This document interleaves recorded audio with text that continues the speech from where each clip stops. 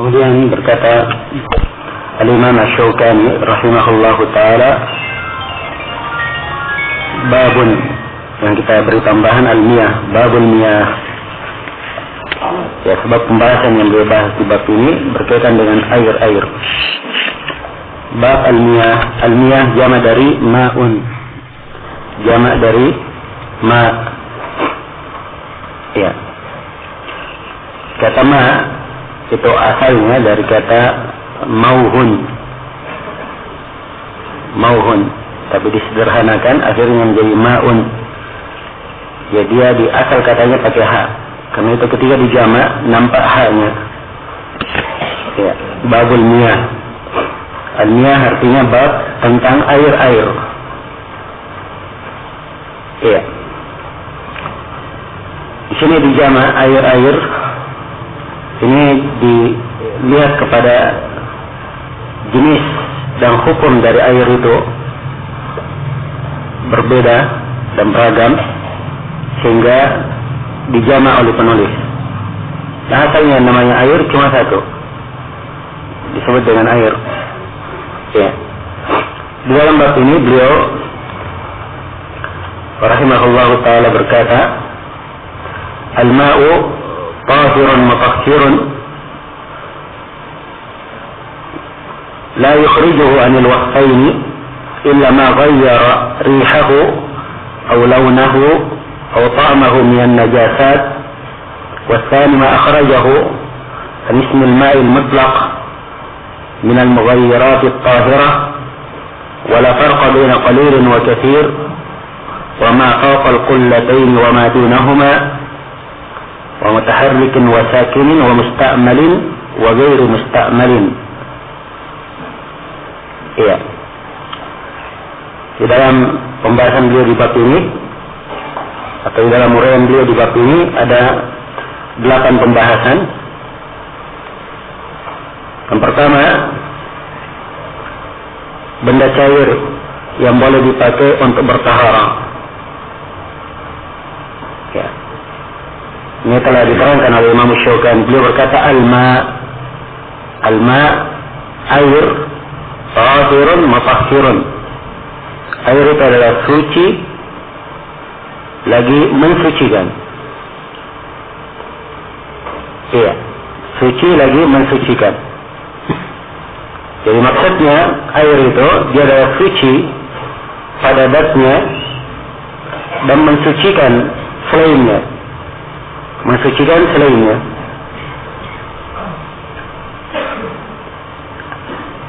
Yang namanya benda cair tentunya banyak. Ada air, ya, ada air kelapa, ada minyak, ada sari buah, ya, dan selainnya. Semuanya disebut benda cair. Namun yang boleh dipakai bertaharah itu adalah air yang disebut dengan nama air mutlak. Disebut dengan nama air apa? Air mutlak. Itulah yang diterangkan di dalam Al-Quran pada 3 ayat. Ayat yang pertama di surah Al-Furqan, wa anzalna minas samai ma'an tahura, dan kami turunkan dari langit air yang suci. Sebut ma'an, kemudian disebutkan dengan sifat tahura, air yang suci. Kemudian ayat yang kedua adalah ayat di surah Al-Anfal, wa yunazzilu 'alaikum minas samaa'i ma'an liyutahhirakum bih. Dan Allah menurunkan untuk kalian air liyutahhirakum bih, untuk mensucikan kalian dengannya. Jadi disebutkan bahwa air ini mensucikan kalian. Ya. Kemudian ayat yang ketiga adalah ayat di surah Al-Maidah dan di surah Nisa tentang penyebutan tayamum. falam tajidu ma'an. Kemudian kalian tidak menemukan ma'an, air. Ya. Dia disebut dengan air mutlak. Maksudnya air mutlak ini, dia adalah air yang berada di atas asal penciptaannya. Air yang berada di atas apa? Asal penciptaannya.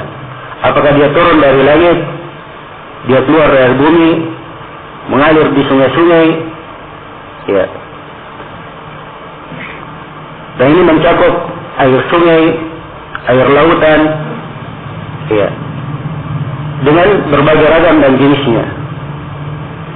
Jadi semuanya disebut dengan nama apa? Dengan nama air. Ya. Walaupun kadang warnanya tidak putih, ya, seperti di sebagian tempat kalau digali air warnanya warna kuning. Ya. Apakah dia air boleh dipakai bertaharah? Jawabannya iya, sebab dia berada di atas asal penciptaannya, masih masuk dalam kategori air mutlak. Ya.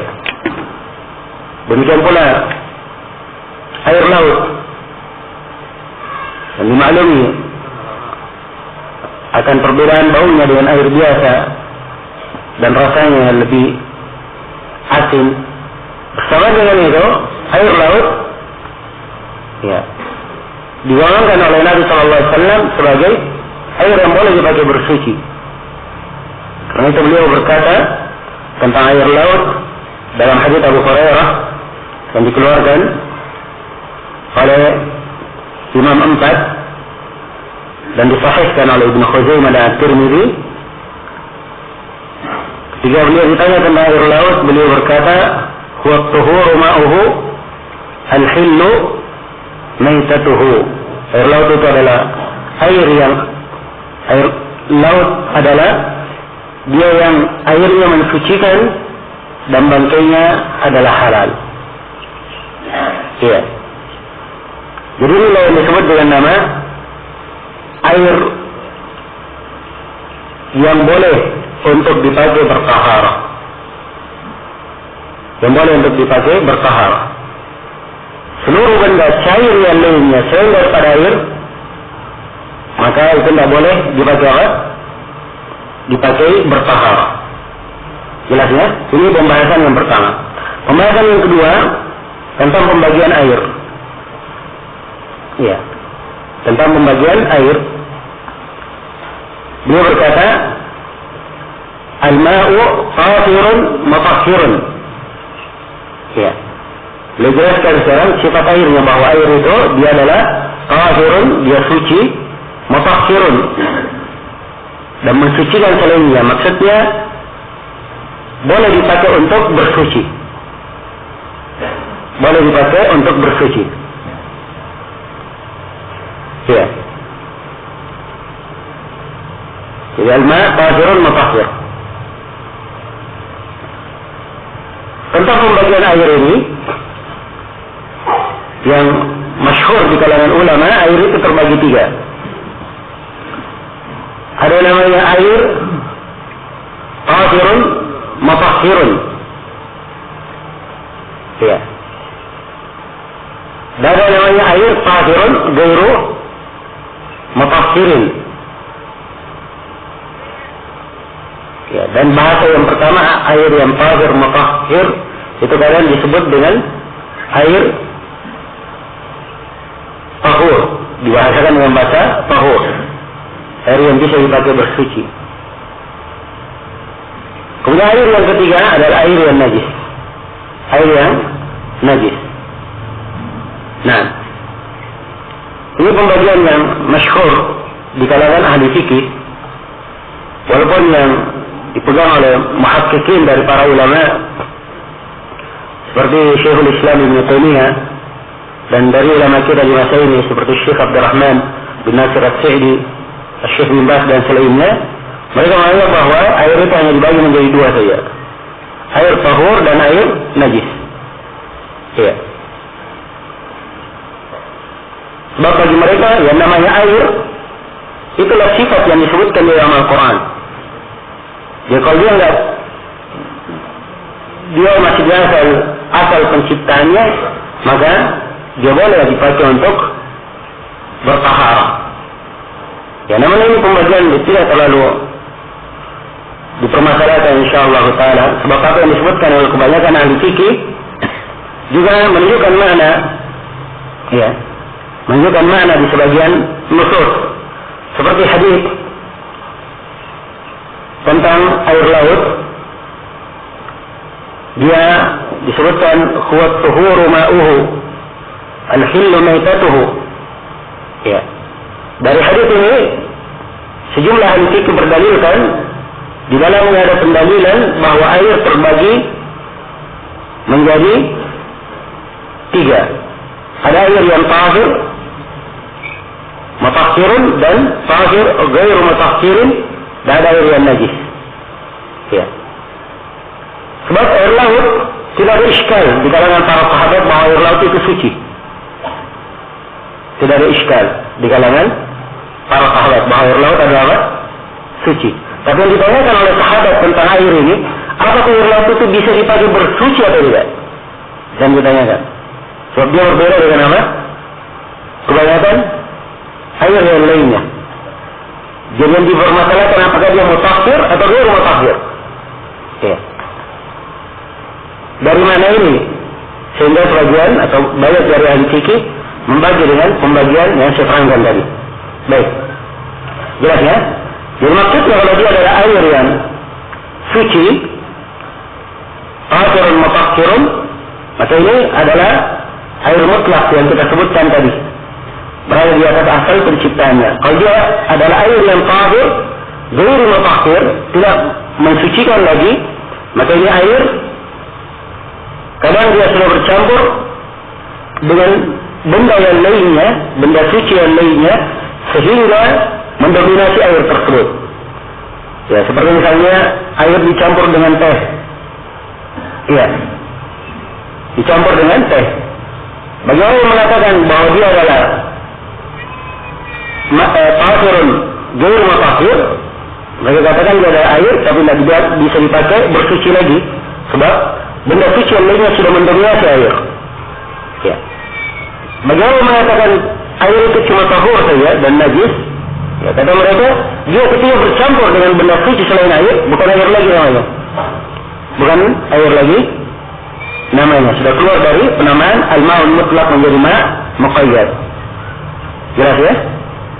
Jadi ini pembagian tentang air. Ya. Jadi ada air yang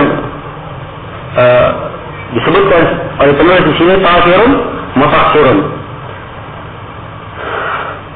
Kemudian pembahasan yang ketiga, beliau sebutkan di sini sifat air yang boleh dipakai bertaharah. Kata beliau, la yukhrijuhu anil wasfaini. Ya, jadi di atas beliau katakan al-ma' tahirun mutahhir. Ini sifatnya dua. Air itu adalah suci dan mensucikan. Ya, ini yang bisa dipakai bertaharah. Adapun kalau dia sudah keluar dari sifat ini, hilang dia sifat ini, hilang tahir ya, menjadi najis misalnya, atau dia bukan lagi mutahhir, maka dia nggak bisa dipakai bertaharah lagi. Nah, karena itu beliau di pembahasan berikutnya, di pembahasan yang keempat, ya beliau katakan, beliau terangkan dua hal di sini sekaligus, pembahasan keempat dan kelima tentang air yang kejatuhan. Apakah kejatuhan najis atau kejatuhan apa? Benda suci. Kata beliau, la yukhrijuhu anil wasfaini, tidak ada yang mengeluarkan air ini dari dua sifatnya. Jadi asalnya air punya dua sifat, dia suci dan apa? Mensucikan. Tidak ada yang mengeluarkan dia dari dua sifat ini, illa ma ghayyara rihahu, kecuali apa yang merubah rihahu, baunya, atau launahu, merubah warnanya, atau ta'amahu, merubah apa rasanya, minan najasat, dari najis-najis. Sini boleh bahas dulu tentang benda, tentang air yang kejatuhan apa? Kejatuhan najis. Ya. Nah, jadi dalam ucapan penulis di sini beliau terangkan bahwa air yang kejatuhan najis itu hukumnya dilihat kepada perubahan dari 3 sifatnya. Kalau misalnya ada air kejatuhan najis berubah salah satu dari 3 sifatnya, apakah berubah warnanya, baunya, dan rasanya, maka dia adalah air yang sudah berubah menjadi apa? Najis. Tapi kalau dia kejatuhan najis tidak berubah bau, warna, dan rasanya, maka air tersebut tetap dihukumi sebagai apa? Air suci dan apa? Mensucikan. Jelas ya? Air suci dan mensucikan. Ini pendapat yang dipegang oleh penulis Imam Syaukani di sini, dan pendapat ini yang dikuatkan oleh banyak ulama kita di masa ini. Ya. Yang dikuatkan oleh banyak ulama kita di masa ini. Mereka berdalilkan ya, dengan sebuah hadis. Memang hadisnya ada kelemahan dari sisi sanad, namun kandungan dari hadis itu ya, dianggap syah oleh para ulama berdasarkan ijma' di dalam memahami makna ayat maupun hadis yang mengarah kepada makna hadis yang lemah ini. Ya, di dalam hadis itu diterangkan seperti dalam hadis Abu Umamah Al-Bahili, riwayat Ibnu Majah dan selainnya, innal ma'a la yunajjisuhu syai'un illa ma ghalaba ala rihihi wa ta'mihi wa launihi. Ya, sesungguhnya air itu tidak dinajisi oleh sesuatu apapun kecuali apa yang mendominasi bau, rasa, dan warnanya. Bau, rasa, dan warnanya. Iya. Demikian. Dan dalam riwayat Al-Baihaqi, al-ma'u tahirun illa in taghayyara rihuhu aw ta'muhu aw launuhu bi najasatin tahduthu fihi.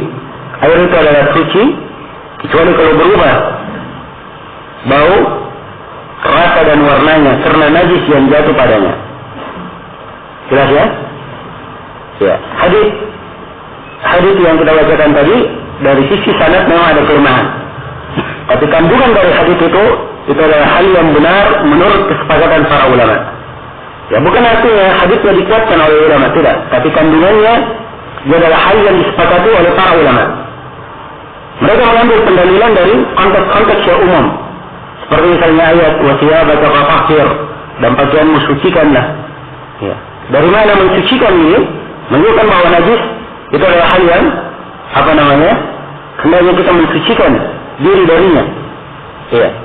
Ada hal yang memang betul-betul dia najis, mendominasinya. Ya. Dan seperti misalnya hadis tentang Arab yang kencing di masjid. Ya. Arab yang kencing di masjid, Nabi hanya perintah untuk disiram dengan apa? Ya, satu ember, satu timba berisi air. Ya. Jelas? Karena dengan satu timba ini sudah mendominasi najis. Sudah mendominasi najis sehingga dianggap apa? Dianggap suci. Jelas ya? Dan banyak lagi mana-mana hadis yang lainnya. Dan insyaAllah ta'ala yang kuat di dalam hal ini. Sebagian para ulama ada yang mengambil ukuran ya najis atau tidaknya, ada yang mengatakan diukur dengan 2 kullah atau tidak. Ya, kalau hadisnya sampai 2 kullah, maka kapan dia kejatuhan najis itu tidak bermasalah. Tapi kalau kurang dari 2 kullah, kejatuhan najis akhirnya berubah menjadi apa? Berubah menjadi najis. Ya. Kalau ada hadis tentang 2 kullah ini, dan hadisnya insyaallah hadisnya sahih. Ya. Dalam hadis Abdullah bin Umar radhiyallahu anhuma, Rasulullah sallallahu alaihi wasallam bersabda, "Jika kana al-ma'u kullataini lam yahmil al-khabath." Apabila air itu sudah sampai 2 kullah, maka dia tidak membawa khabath. Dalam sebuah lafaz lam yanjus, dia tidak menjadi najis. Ya, kata al-Hafidz, hadis ini dikeluarkan oleh al-Arba'ah, dikeluarkan oleh Imam 4. Nah, ini saya banyak menggunakan istilah yang dipakai oleh Ibnu Hajar di Bulughul Maram dan siapa? Ibnu Taimiyah, Abul Barakat Ibnu Taimiyah di dalam Muntaqal Akhbar. Ya. Istilah-istilah ini yang mereka pakai. Ya, mereka punya istilah, saya pahamkan istilah supaya saya tidak terlalu banyak menerjemah.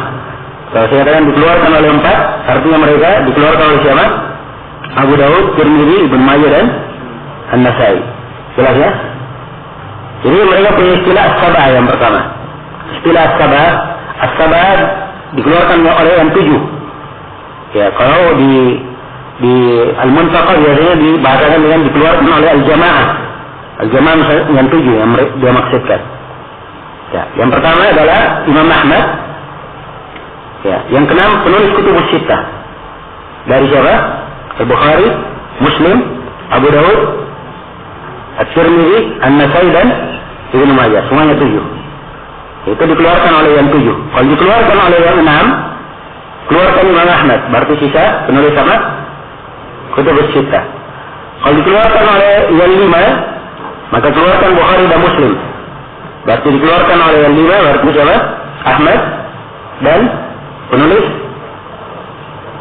kutub kitab yang 4 atau imam 4. Jelas ya? Yang 4 ini telah kita terangkan.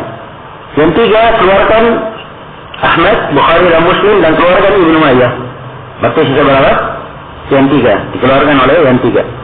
Jelas ya? Yang lainnya akan disebut dengan nama-namanya. Sebut oleh dengan nama-namanya. Kecuali yang bagian riwayat Bukhari dan Muslim, kebanyakan ulama istilahnya muttafaqun alaih.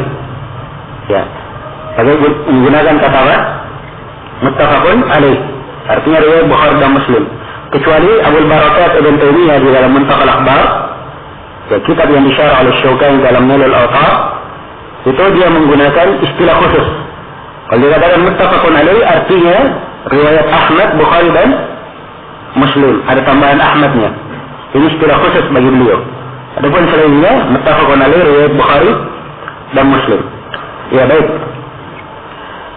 Demikian. Jadi hadis Ibnu Umar ini menjelaskan apabila air 2 kullah, maka dia tidak membawa khabath. Ya, hadisnya insyaallah sahih dari sisi sanad. Akan tetapi, ya, kandungan dari hadis ini, ya, taksis yang terdapat di dalam hadis ini hanya diambil dari jalan pemahaman. Hanya diambil dari jalan apa? Pemahaman. Ya. Jadi pemahamannya, kalau air itu sudah sampai 2 kullah, maka kapan kejatuhan najis tidak berubah salah. Pemahaman kebalikan, kalau dia kurang dari 2 kullah, apabila kejatuhan najis dihitung najis atau tidak? Dihitung najis. Itu kan pemahaman namanya. Ya. Adapun nas-nas yang lainnya itu datangnya dalam bentuk mantuk. Ya. Adalah makna yang tersurat di dalam nas. Bukan pemahaman, tapi hal yang tersurat di dalam nas. Dan ini lebih didahulukan di dalam pendalilan. Lebih didahulukan di dalam pendalilan. Ya, karena itulah saya tutup dengan kesimpulan. Dan ini insyaAllah kalau yang dikuatkan oleh kebanyakan ulama kita, bahwa air itu apabila kejatuhan najis, dia tidaklah menjadi najis kecuali kalau berubah salah satu dari 3 sifatnya. Apakah berubah bau, warna dan apa? Rasanya. Baik, pembahasan yang kelima, hukum air yang kejatuhan benda suci. Ya. Kata Syaukani wasani ma akhrajahu an ismil ma'il mutlaq. Ya, jadi kalau kejatuhan najis silang 2 sifat sekaligus. Air itu berubah menjadi air apa? Air najis, bukan lagi air tahir, bukan pula air apa? Mutahhir. Ya, jadi keluar dari 2 sifat sekaligus. Jelas ya? Nah, kalau dia kejatuhan benda suci, maka keluar sifat yang keduanya. Apa sifat yang kedua? Yaitu mutahhir. Sifat yang keduanya mutahhir, hilang. Dia tetap suci, tetapi tidak bisa dipakai apa? Bersuci. Nah, karena itu kata beliau wasani, dan keluar dari yang kedua ini, hilang yang kedua ini, ma akhrajahu anil ismil ma'il mutlaq. Apa yang mengeluarkan dia dari penamaan air mutlak, ya, dari al-mughayyirat at-tahirah, dari campuran-campuran yang suci. Misalnya air kejatuhan sabun, ya, air kejatuhan apa? Sabun. Maka dia sabun benda suci. Kalau sabun itu mendominasi air, ya, maka sudah berubah, bukan lagi air namanya, tapi air sabun. Kan begitu. Tapi kalau kejatuhan sabun, ya, warnanya masih warna air, rasanya masih rasa air yang biasa, kemudian baunya juga masih bau air, maka ini tidak bermasalah. Jelas ya? Bisa dipakai bersuci. Tapi kalau dia sudah berubah didominasi oleh benda suci, maka dia bukan lagi air mutlak. Sebab di dalam Al-Quran disebutkan dengan kata ma'an di atas akal penciptaannya. Jadi falam tajidu ma'an, kalian tidak menemukan air. Kata ma'an, ya, datang dalam bentuk nakirah, maksudnya air dengan sifat yang berada di atas apa? Akal penciptaannya. Ya kalau bukan sifat, bukan lagi berada di atas sifat air dari akal penciptaannya, maka dia tidak bisa lagi dipakai bersuci. Jelas ya? Ya, ini kalau benda suci itu mendominasi air. Bagaimana kalau benda sucinya jatuh tetapi tidak mendominasi air? Ada bau-bau benda suci itu, tapi tetap air itu tetap apa? Airnya lebih mendominasi. Ya, sifat air lebih mendominasi. Ini bagaimana hukum bersuci dengannya? Nah, ini yang terjadi perbedaan pendapat di kalangan para ulama. Ya, dan benarnya dia boleh dipakai bersuci. Boleh dipakai bersuci. Banyak dalil yang menunjukkan tentang hal ini. Di antaranya adalah kisah seorang istri Nabi Sallallahu Alaihi Wasallam yang menuangkan air wudu untuk Nabi Sallallahu Alaihi Wasallam dari bejana, ya, bekas adonan roti. Bekas adonan roti. Maka beliau berwudu darinya. Jadi malunya bekas adonan roti. Ya, kira-kira ada perubahan atau tidak? Ada perubahan, tapi tatkala airnya lebih mendominasi, maka tetap bisa dipakai apa? Bersuci.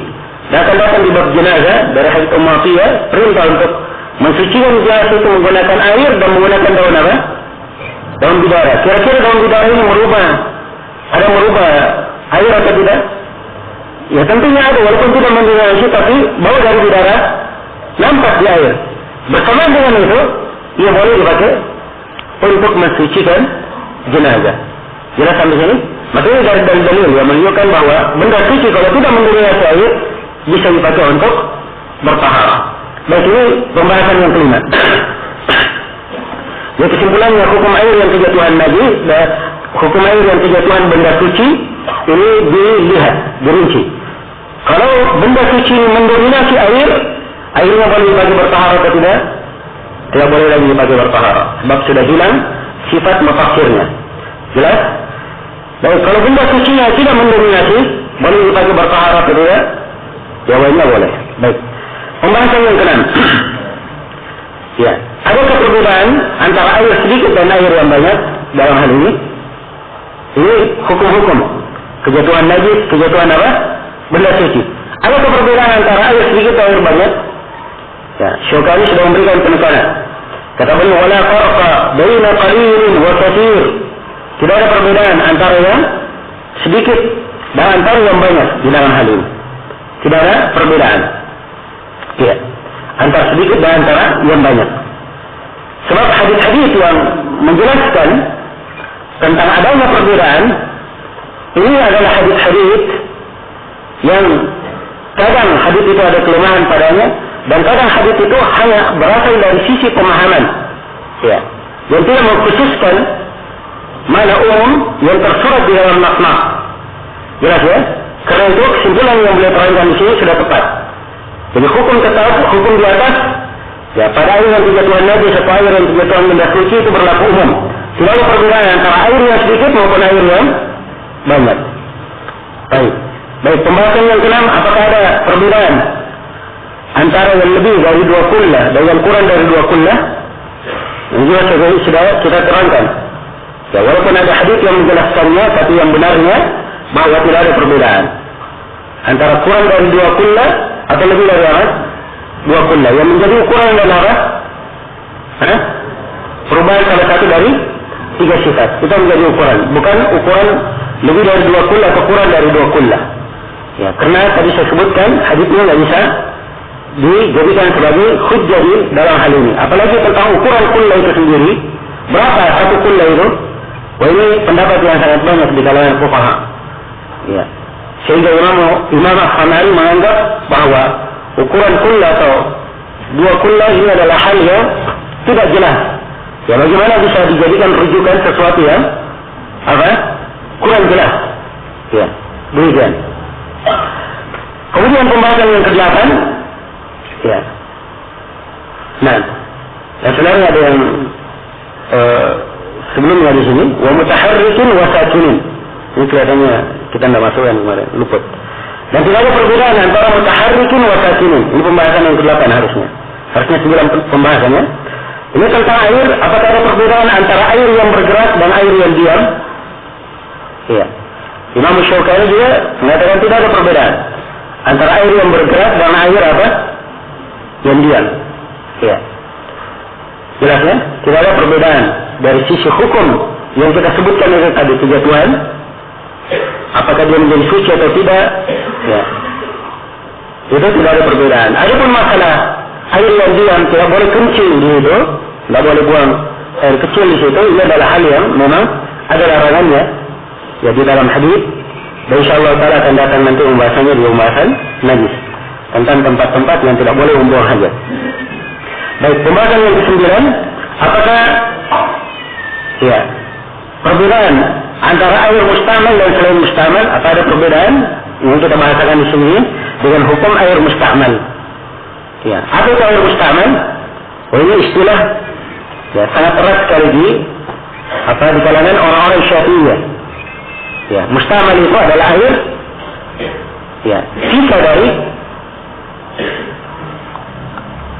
air yang dipakai untuk bersuci.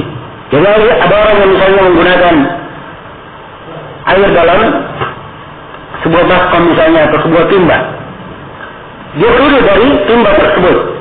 Maka selesai wudhu, air yang tersisa ini disebut sebagai apa? Air mustamal. Air mustamal. Ya. Apakah ada perbedaan antara air mustamal dan selain mustamal? Nah, di sini Imam Syaukani sudah memberikan kaidah umum. Tidak ada perbedaan. Ya, mustamal maupun selain mustamal, ukurannya adalah ya, perubahan salah satu dari 3 zat itu tadi.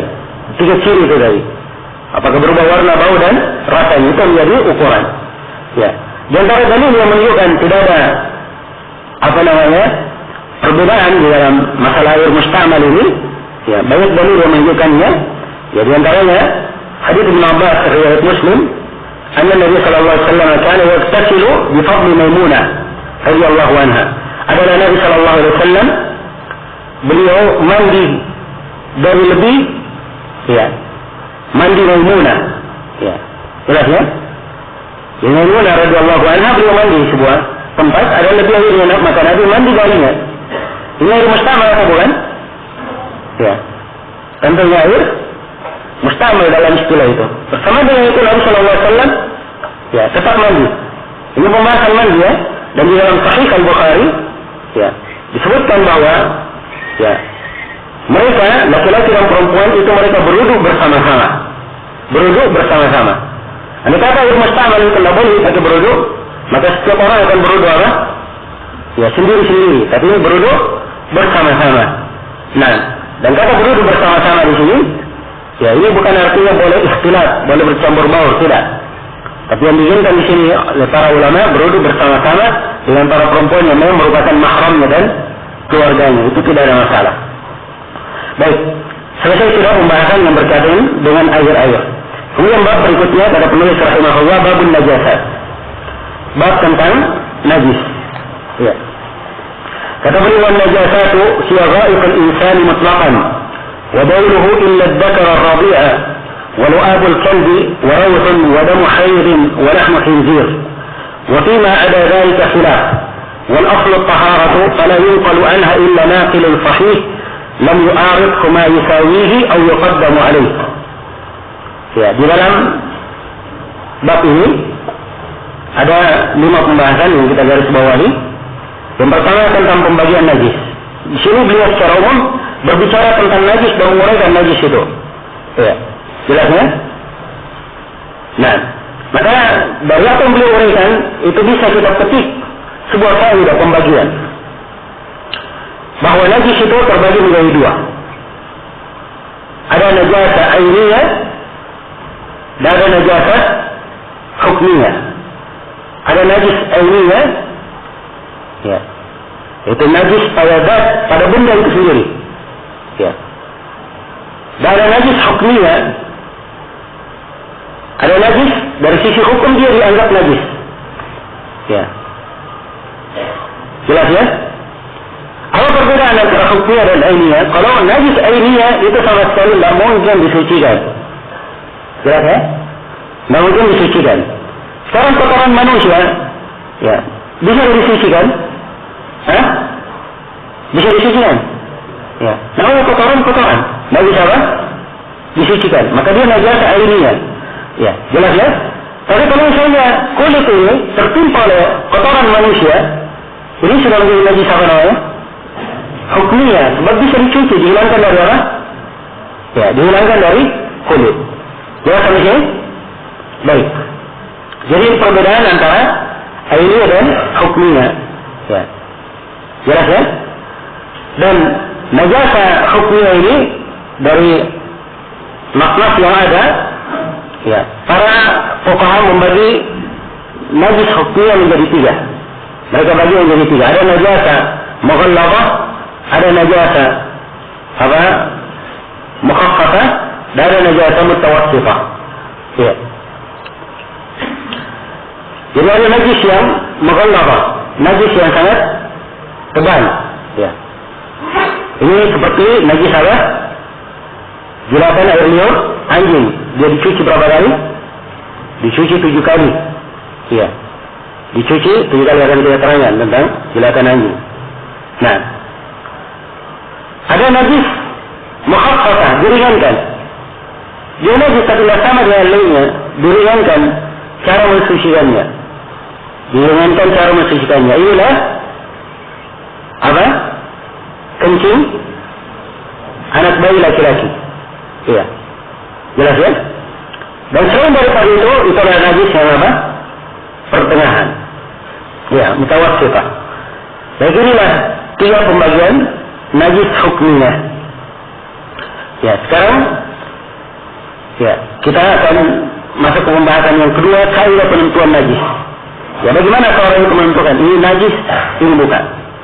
Ya, kaidahnya di akhir dari pembahasan disebut oleh Syaukani. Kata beliau, wal aslu taharah. Asal adalah apa?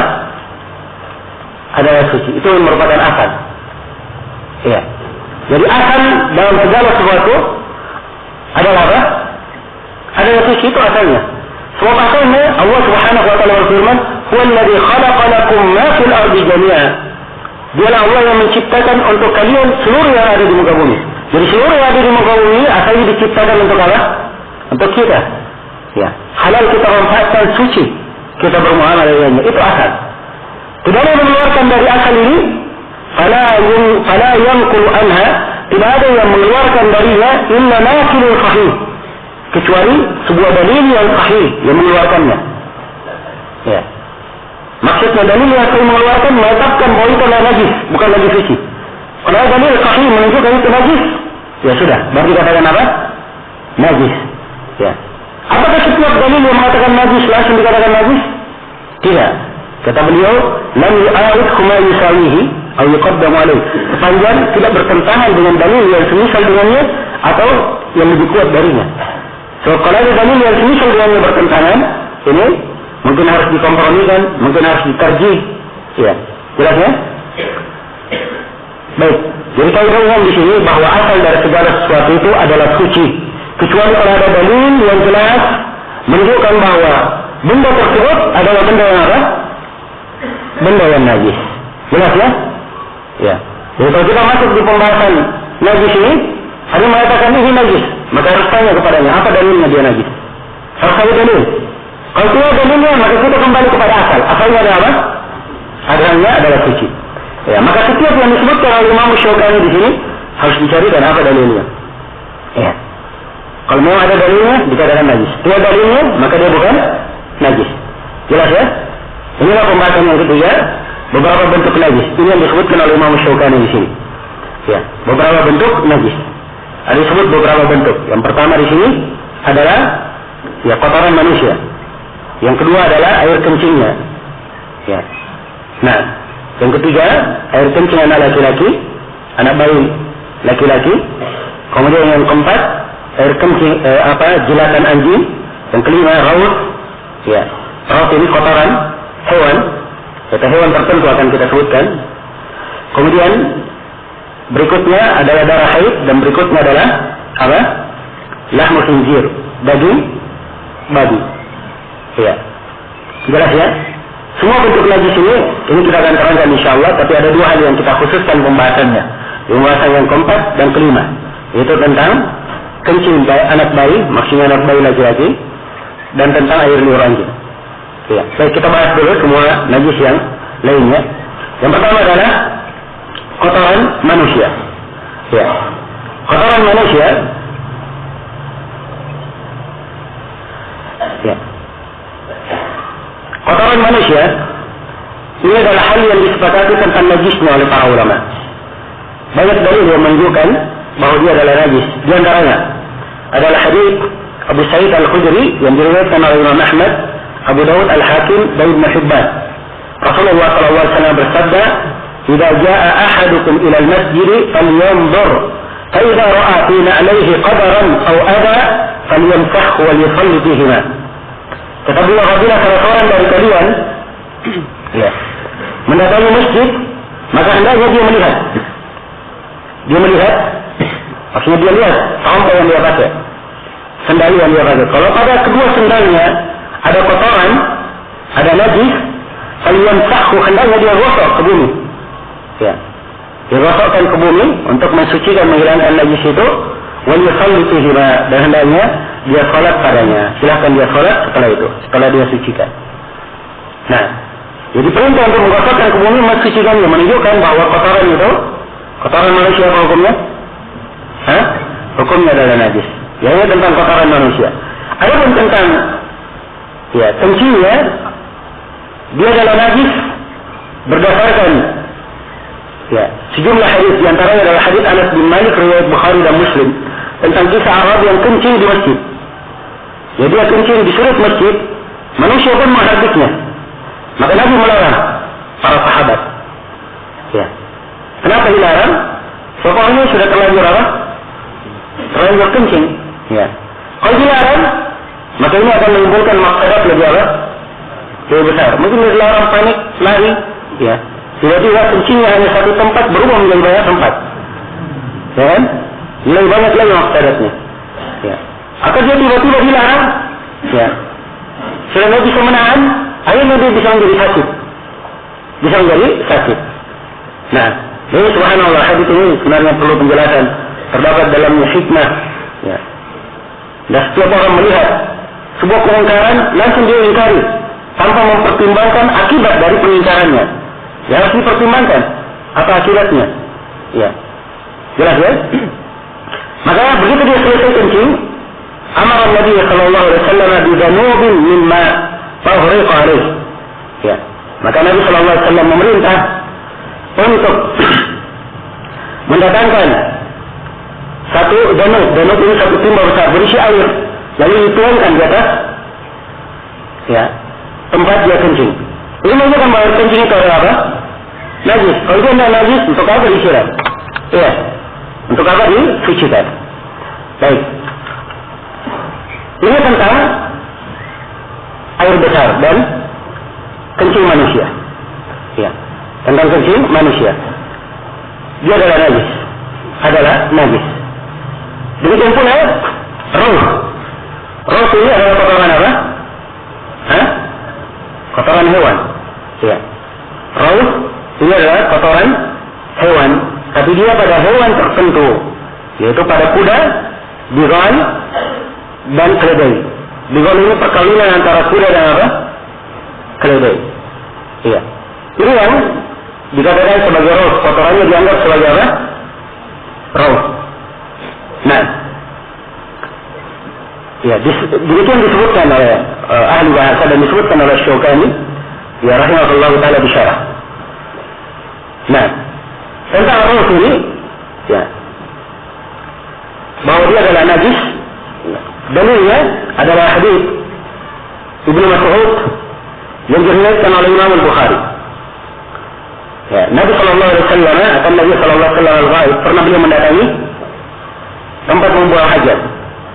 Ya, kata Ibnu Mas'ud, "Fa'amarani an atiyahu bi thalathati ahjar." Nah, maka beliau meminta saya untuk mendatangkan 3 batu. Ya. Fawajadtu hajarayni, saya dapat hanya 2 batu saja. Di batu yang dipakai untuk istinja. Walam ajid salisan, saya tidak mendapatkan batu yang ketiga. Fa'ataituhu bi rawsah, saya datangkan dengan rosin. Kotoran ros yang dia bawa. Fa'aqadahu, Nabi mengambil 2 batu dan membuang ar-rawsah. Wa qala hada riks, dan beliau berkata ini adalah riks. Ini adalah apa? Ini adalah najis. Nah, ini adalah najis. Baik, ditanggalkan apa? Mana? Itu punya file hadisnya. Hadis nomor 15. Ya.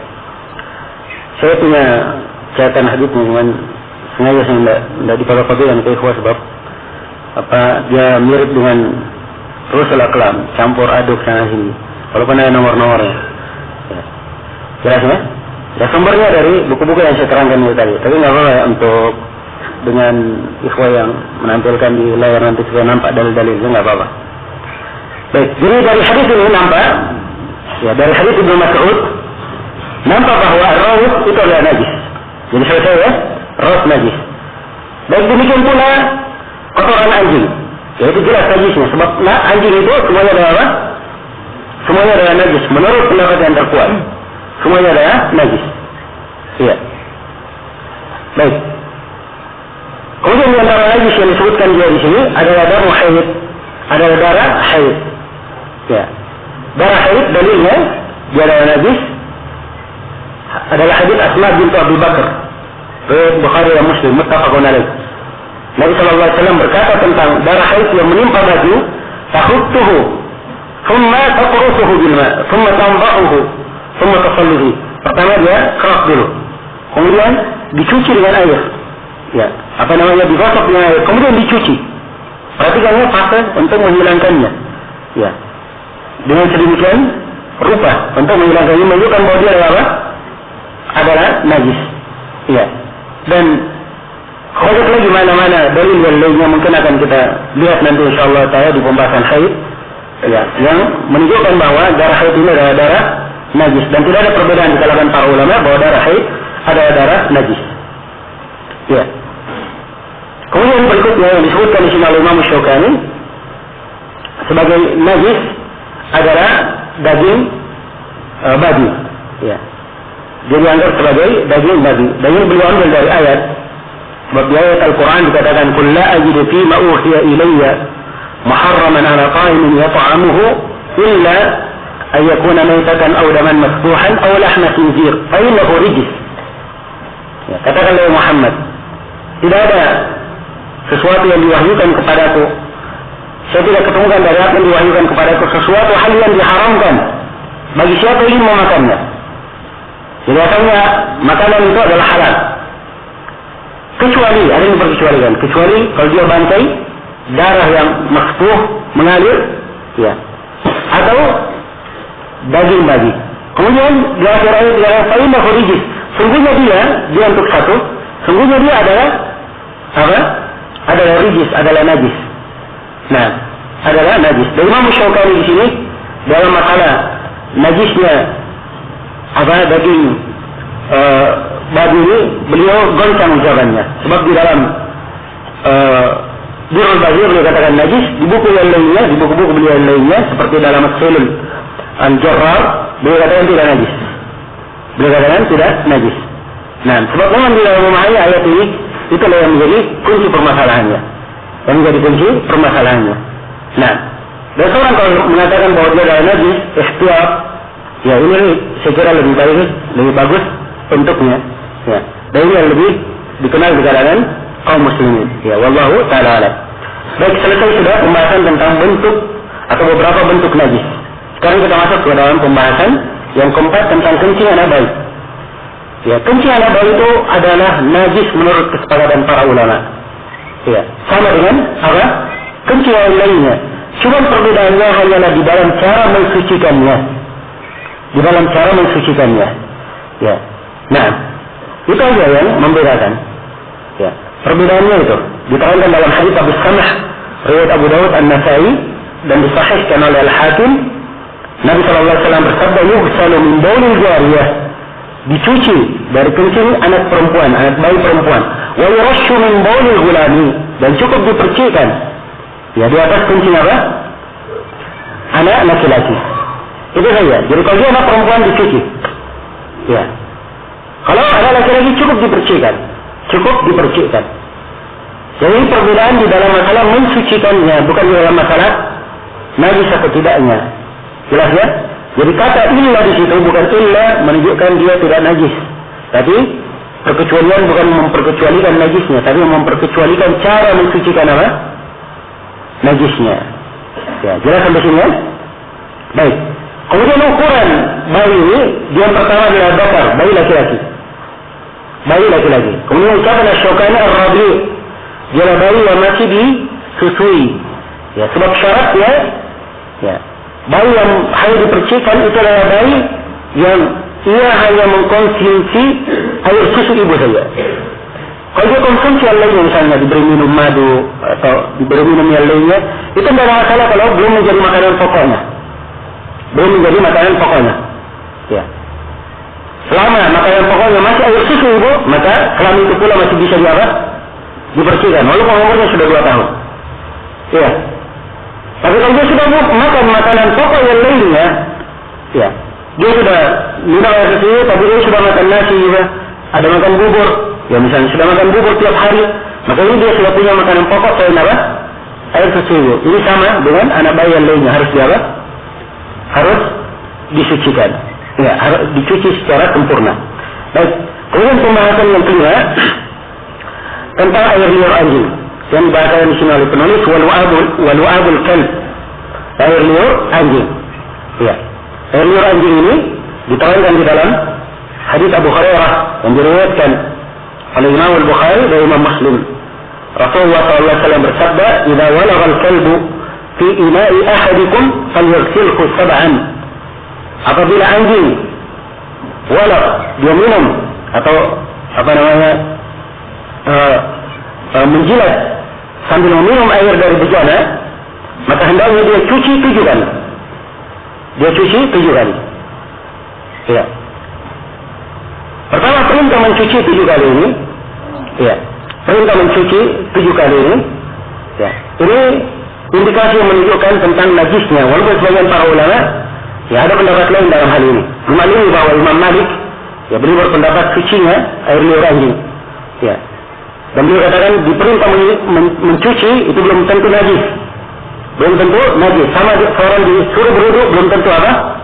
Dia najis. Tapi perintah ibadah dia berwudu.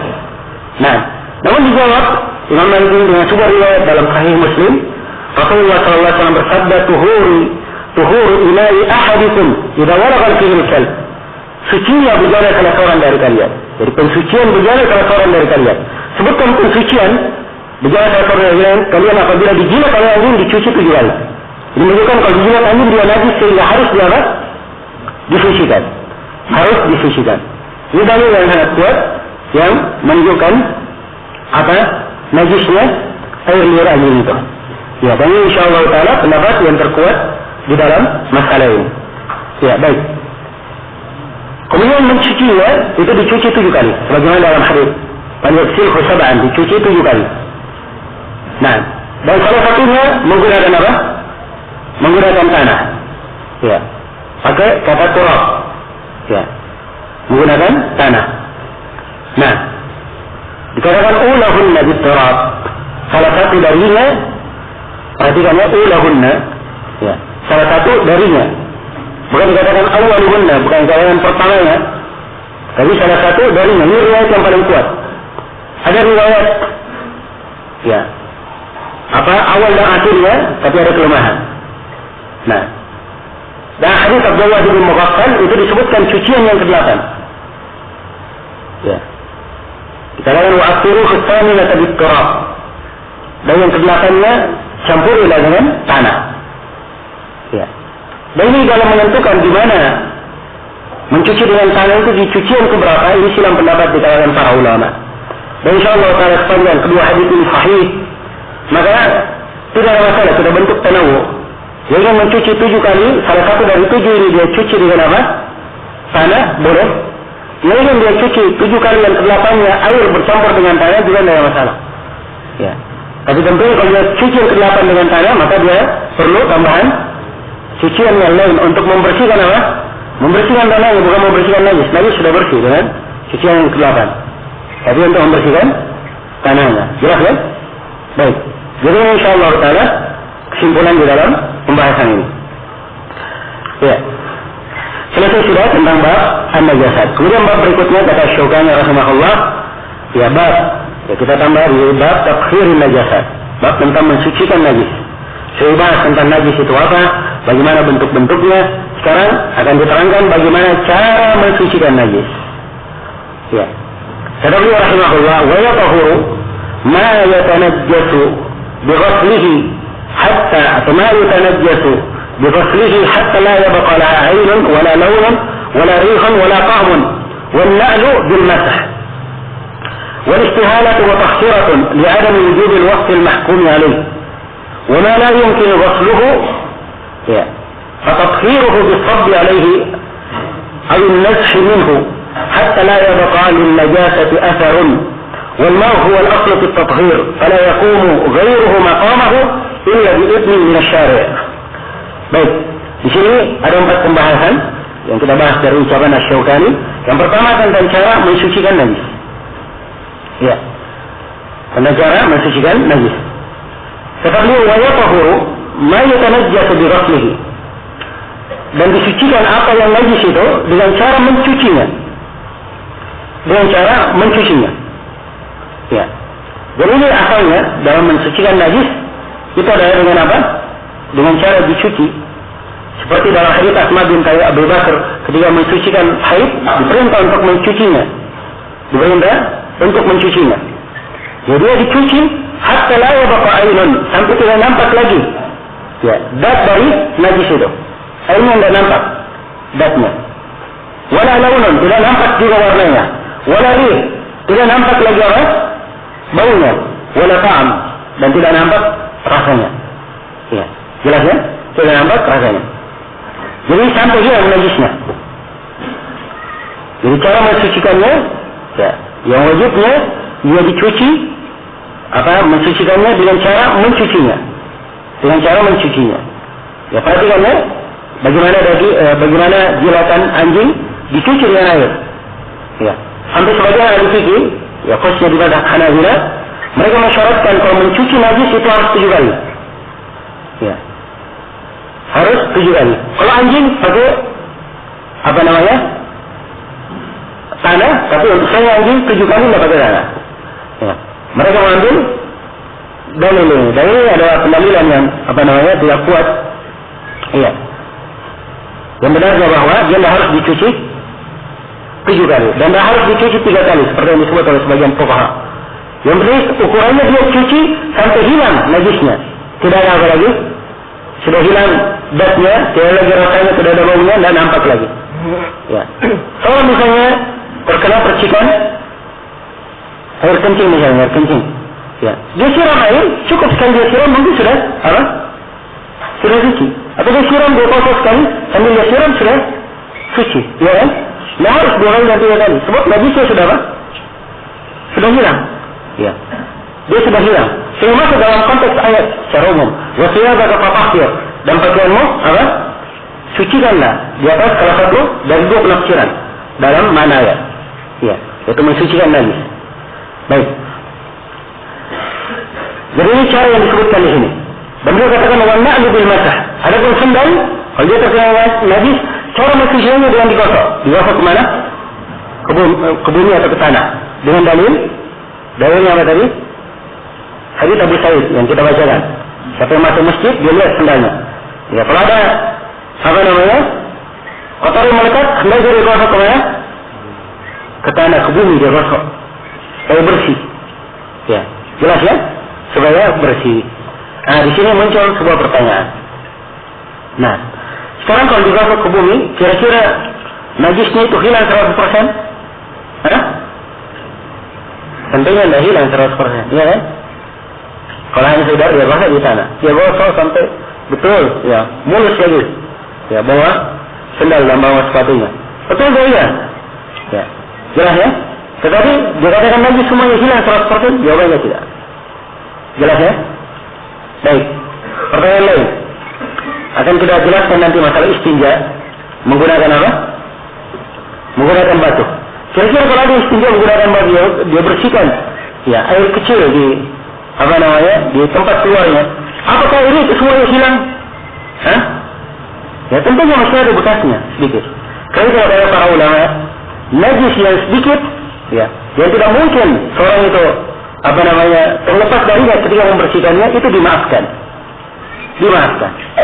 Sama dengan ya perempuan paginya kena haid, sudah dicuci berulang kali nggak hilang-hilang. Ya. Jelas ya? Nggak hilang-hilang. Ya. Maka yang seperti ini dimaafkan, dia sudah mencucinya, ya, seakan-akan sudah menyatu, tidak lagi baunya, tidak ada, walaupun masih ada kelihatan bekasnya, itu tidak ada masalah. Tidak ada masalah. Jelas ya? Ini apabila ada yang masuk, atau ada yang mendapati kondisi yang seperti ini. Baik. Kemudian di sini, yang kedua, dia begitu cara mensucikannya. Apakah dengan cara dia mencucinya dengan air, ya, atau dengan cara dia gosokkan ke bumi, ya. Apakah ada cara lainnya? Ya. Ada yang mengatakan bisa dengan cara dipanaskan di matahari. Ya. Ya, kalau dipanaskan, ya, maka sudah tidak ada masalah. Nah, jelas ya. Namun ini hal yang tidak begitu kuat dari sisi pendalilan. Ya. Yang menjadi ukuran, iya ketika dipanaskan dan dengan panas matahari itu najis itu hilang, maka itu tidak ada masalah. Kita katakan apa? Tidak ada masalah. Sebab mau dikatakan najisnya sudah tidak ada. Sifat-sifat dan kriterianya sudah apa? Sudah tidak ada. Itu baru dikatakan suci. Jelas ya? Tapi kalau dia juga ternyata najisnya masih ada, begitu dia pegang masih bau, ya, walaupun dia kering, maka ini tetap dihukumi sebagai apa? Sebagai najis. Jelas ya? Dihukumi sebagai najis. Ya. Dan di sini juga baik saya pindah dulu ke masalah yang kedua. Pembahasan yang kedua tentang istihalah. Tentang istihalah. Istihalah itu artinya terjadi perubahan zat. Asalnya dia najis, tapi karena proses berubah zatnya menjadi apa? Menjadi suci. Ya, menjadi suci. Nah, ini tentang istihalah. Ya. Jelas ya? Apakah istihalah ini mensucikan atau tidak? Ini dicontoh oleh para ulama misalnya. Ya. Kotoran misalnya, dia dibakar. Terus dibakar sampai persis menjadi debu. Dia bukan kotoran lagi, dia sudah menjadi apa? Berubah menjadi zat lain, menjadi apa? Menjadi debu. Ya. Apalagi kita di masa ini, di masa sekarang ini, ya, proses teknologi yang semakin canggih, sampai kotoran-kotoran air yang sangat kotor itu bisa berubah menjadi air yang sangat apa? Sangat jernih. Ya. Ketika dia kotor, hukumnya ada apa? Air najis. Tapi kalau dia sudah menjadi air putih kayak ini, ya, dia masih apa namanya? Dihukumi najis? Ya. Dia sudah berubah menjadi apa? Sudah menjadi air putih. Kan begitu? Nah, di sini istihalah. Apakah ketika terjadi istihalah ini itu mensucikannya atau tidak? Akhirnya terdapat silang pendapat di dalam para ulama. Yang dipegang oleh Imam Syukani itu adalah apa? Mensucikan. Ya. Dan beliau di sini membawakan dalil dari sisi ta'lil dan nazar. Ya. Ta'lil yang beliau katakan dia ada di wujudul waqtil mahkumi alaih. Karena tidak adanya hukum yang sifat hukum yang dihukumi padanya. Sekarang benda ini dikatakan najis karena ada apa? Ada najis. Sekarang najisnya tidak ada. Hilang sudah najisnya. Ya. Seperti air tadi, air kotor, air najis, dia sudah berubah menjadi air putih. Persis dengan air mutlak. Jelas ya? Maka sekarang dia sudah berubah menjadi air putih dan air mutlak sudah. Ya. Bukan lagi najis. Kalau dikatakan najis, mana najisnya? Ya. Kan begitu? Jadi sifat penajisannya sudah tidak ada lagi. Sama dengan kotoran yang tadi yang berubah menjadi debu. Sekarang dia bukan kotoran lagi, tapi debu namanya. Ya. Jadi sudah menjadi apa? Sudah menjadi debu. Ya. Kalau begitu dia debu, bukan lagi kotoran. Jadi ini maksud dari Imam Asy-Syaukani rahimahullah. Ya. Dari beberapa dalil yang disebutkan oleh para ulama dalam hal ini, di antaranya adalah hadits Anas bin Malik yang diriwayatkan oleh Imam Muslim. Ya.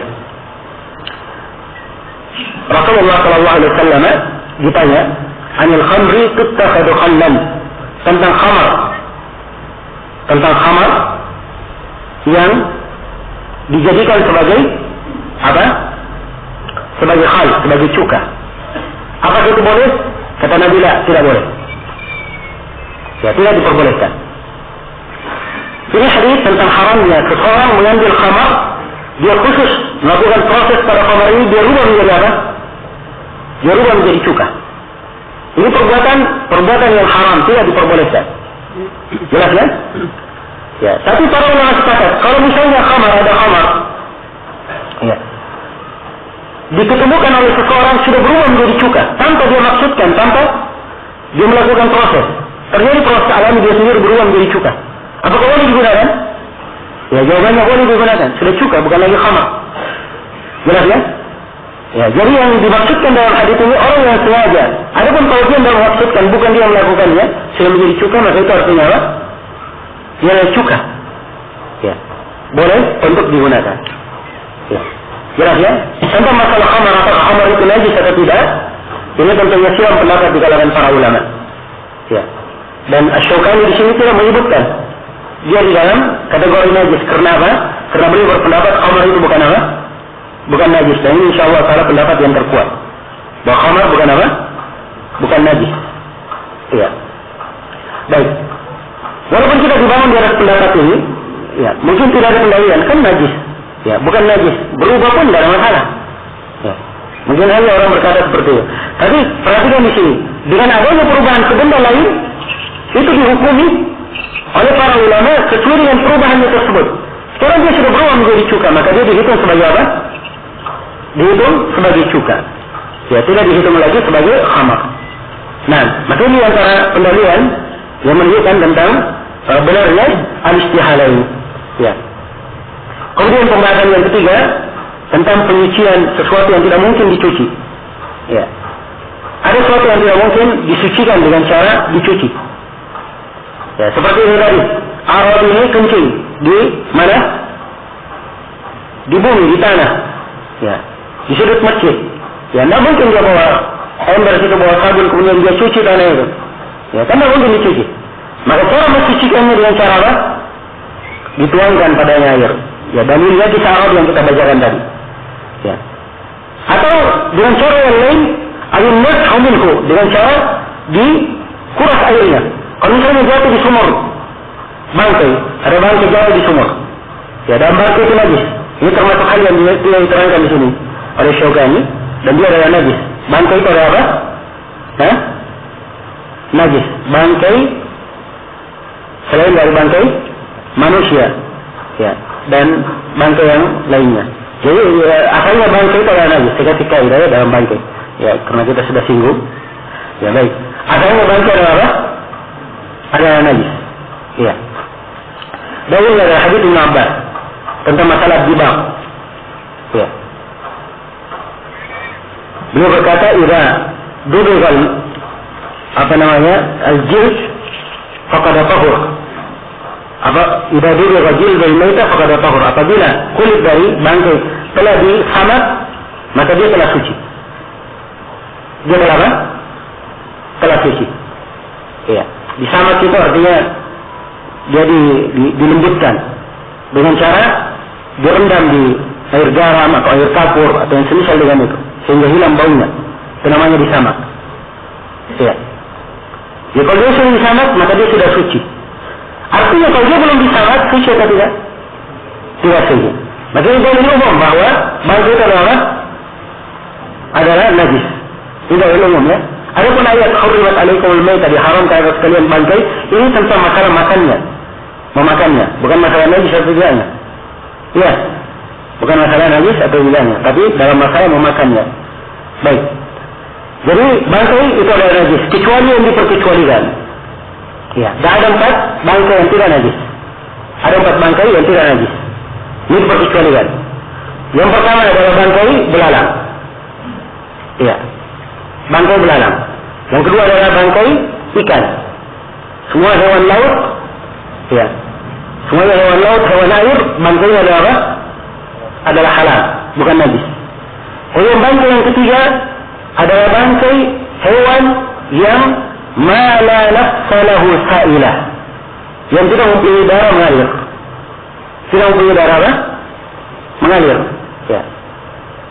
Biasanya hewan tidak ada darah mengalirnya seperti nyamuk misalnya, ya, lalat. Maka ini bangkainya bukan apa? Bukan najis, sebab dia tidak mempunyai darah mengalir. Kemudian yang keempat adalah bangkai manusia. Bangkai manusia. Ini 4 bangkai semuanya suci, bukan najis. Selain daripada itu, ya, asalnya bangkai adalah apa? Adalah najis. Jelas sampai sini? Baik. Ya. Jadi misalnya sumur kejatuhan bangkai, ya, maka air sumur ini berubah menjadi apa? Berubah menjadi najis. Ya. Maka cara mensucikannya, ya, dengan cara dikuras air sumur ini. Terus dikuras dan dikuras sampai muncul air yang baru. Ya. Muncul air yang baru dan berubah sudah, atau kembali air ini kepada sedia kalanya sebelum kejatuhan najis, maka ya apabila sudah kembali kepada sifat asalnya, sudah dianggap apa? Sudah dianggap suci. Ya, sudah dianggap suci. Nah, ini ukurannya. Sampai Imam Syaukani berkata di sini, hatta la yabqa min najasati athar, sampai tidak ada bekas terhadap najis itu lagi. Jelas ya? Jadi ini pembahasan kita yang ketiga tentang cara mensucikan sesuatu yang tidak mungkin dicuci. Jadi caranya dengan ini, apakah dituangkan pada air atau dengan cara dikuras, ya, darinya. Nah, baik. Ya. Kemudian yang keempat, pembahasan tentang pembersihan najis dengan menggunakan benda cair selain daripada air. Ya. Imam Syaukani menekankan wal ma'u wal aslu fi tathhir. Air adalah asal, benda yang dipakai untuk mensucikan. Jadi kalau ingin mensucikan najis, asalnya menggunakan apa? Menggunakan air. Itu asal. Fala yakunu ghairuhu maqamahu illa bi min asy-syari'. Yang lainnya tidak bisa menduduki kedudukannya kecuali dengan izin dari apa? Dari syariat. Misalnya menggunakan tanah. Ya. Itu ada dalilnya, telah kita sebutkan. Jelasnya? Ada dalilnya. Tapi kalau misalnya ada benda cair selain daripada itu, ya, air, apakah boleh seorang memakainya? Apakah dianggap mensucikannya? Ya, sekarang ada yang kena najis. Wah, dia cari air tidak ketemu. Ya. Dia lihat kelapa. Kemudian dia cuci tangannya najis ini dengan air kelapa. Dia cuci, ya, bersih tangannya. Cium hilang sudah, bau najis, tidak ada sama sekali bekasnya. Siapa dia mencuci ini? Hah?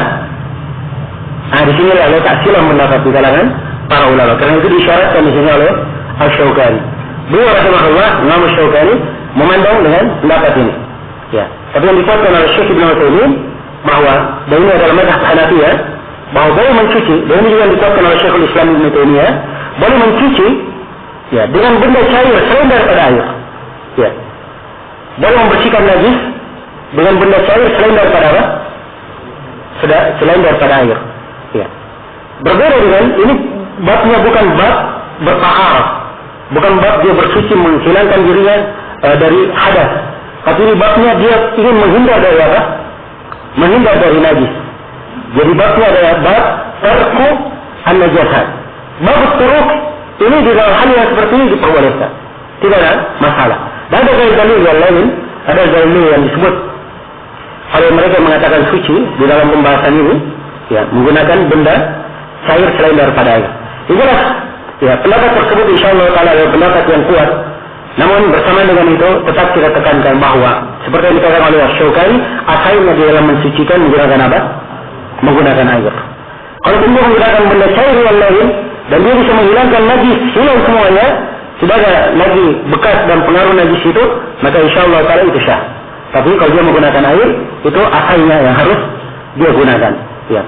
Nah, dan kaidah umum yang kita akan jalani di banyak pembahasan dan ini yang saya ingatkan, bahwa seorang kalau di dalam pembahasan ilmiah ada hal-hal yang dia bisa mengambil jalan hati-hati di situ, dia ambil jalan hati-hati dalam pembahasan tersebut. Walaupun dia di sisi pembahasan dia berpendapat kuatnya begini dan begitu.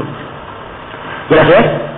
Ya sama nanti akan datang di pembahasan tentang misalnya menyentuh kemaluan. Ya. Atau jadi masalahnya tungguan. Masalah membuang hajat menghadap kiblat. Ini akan datang insyaallah. Membuang hajat menghadap kemana? Ke kiblat. Ya, kita akan kuatkan nanti bahwa yang benarnya ya kalau membuang hajat menghadap kiblat di tempat terbuka itu adalah haram hukumnya. Menghadap membelakangi diharamkan. Tapi kalau di tempat tertutup dia adalah hal yang boleh.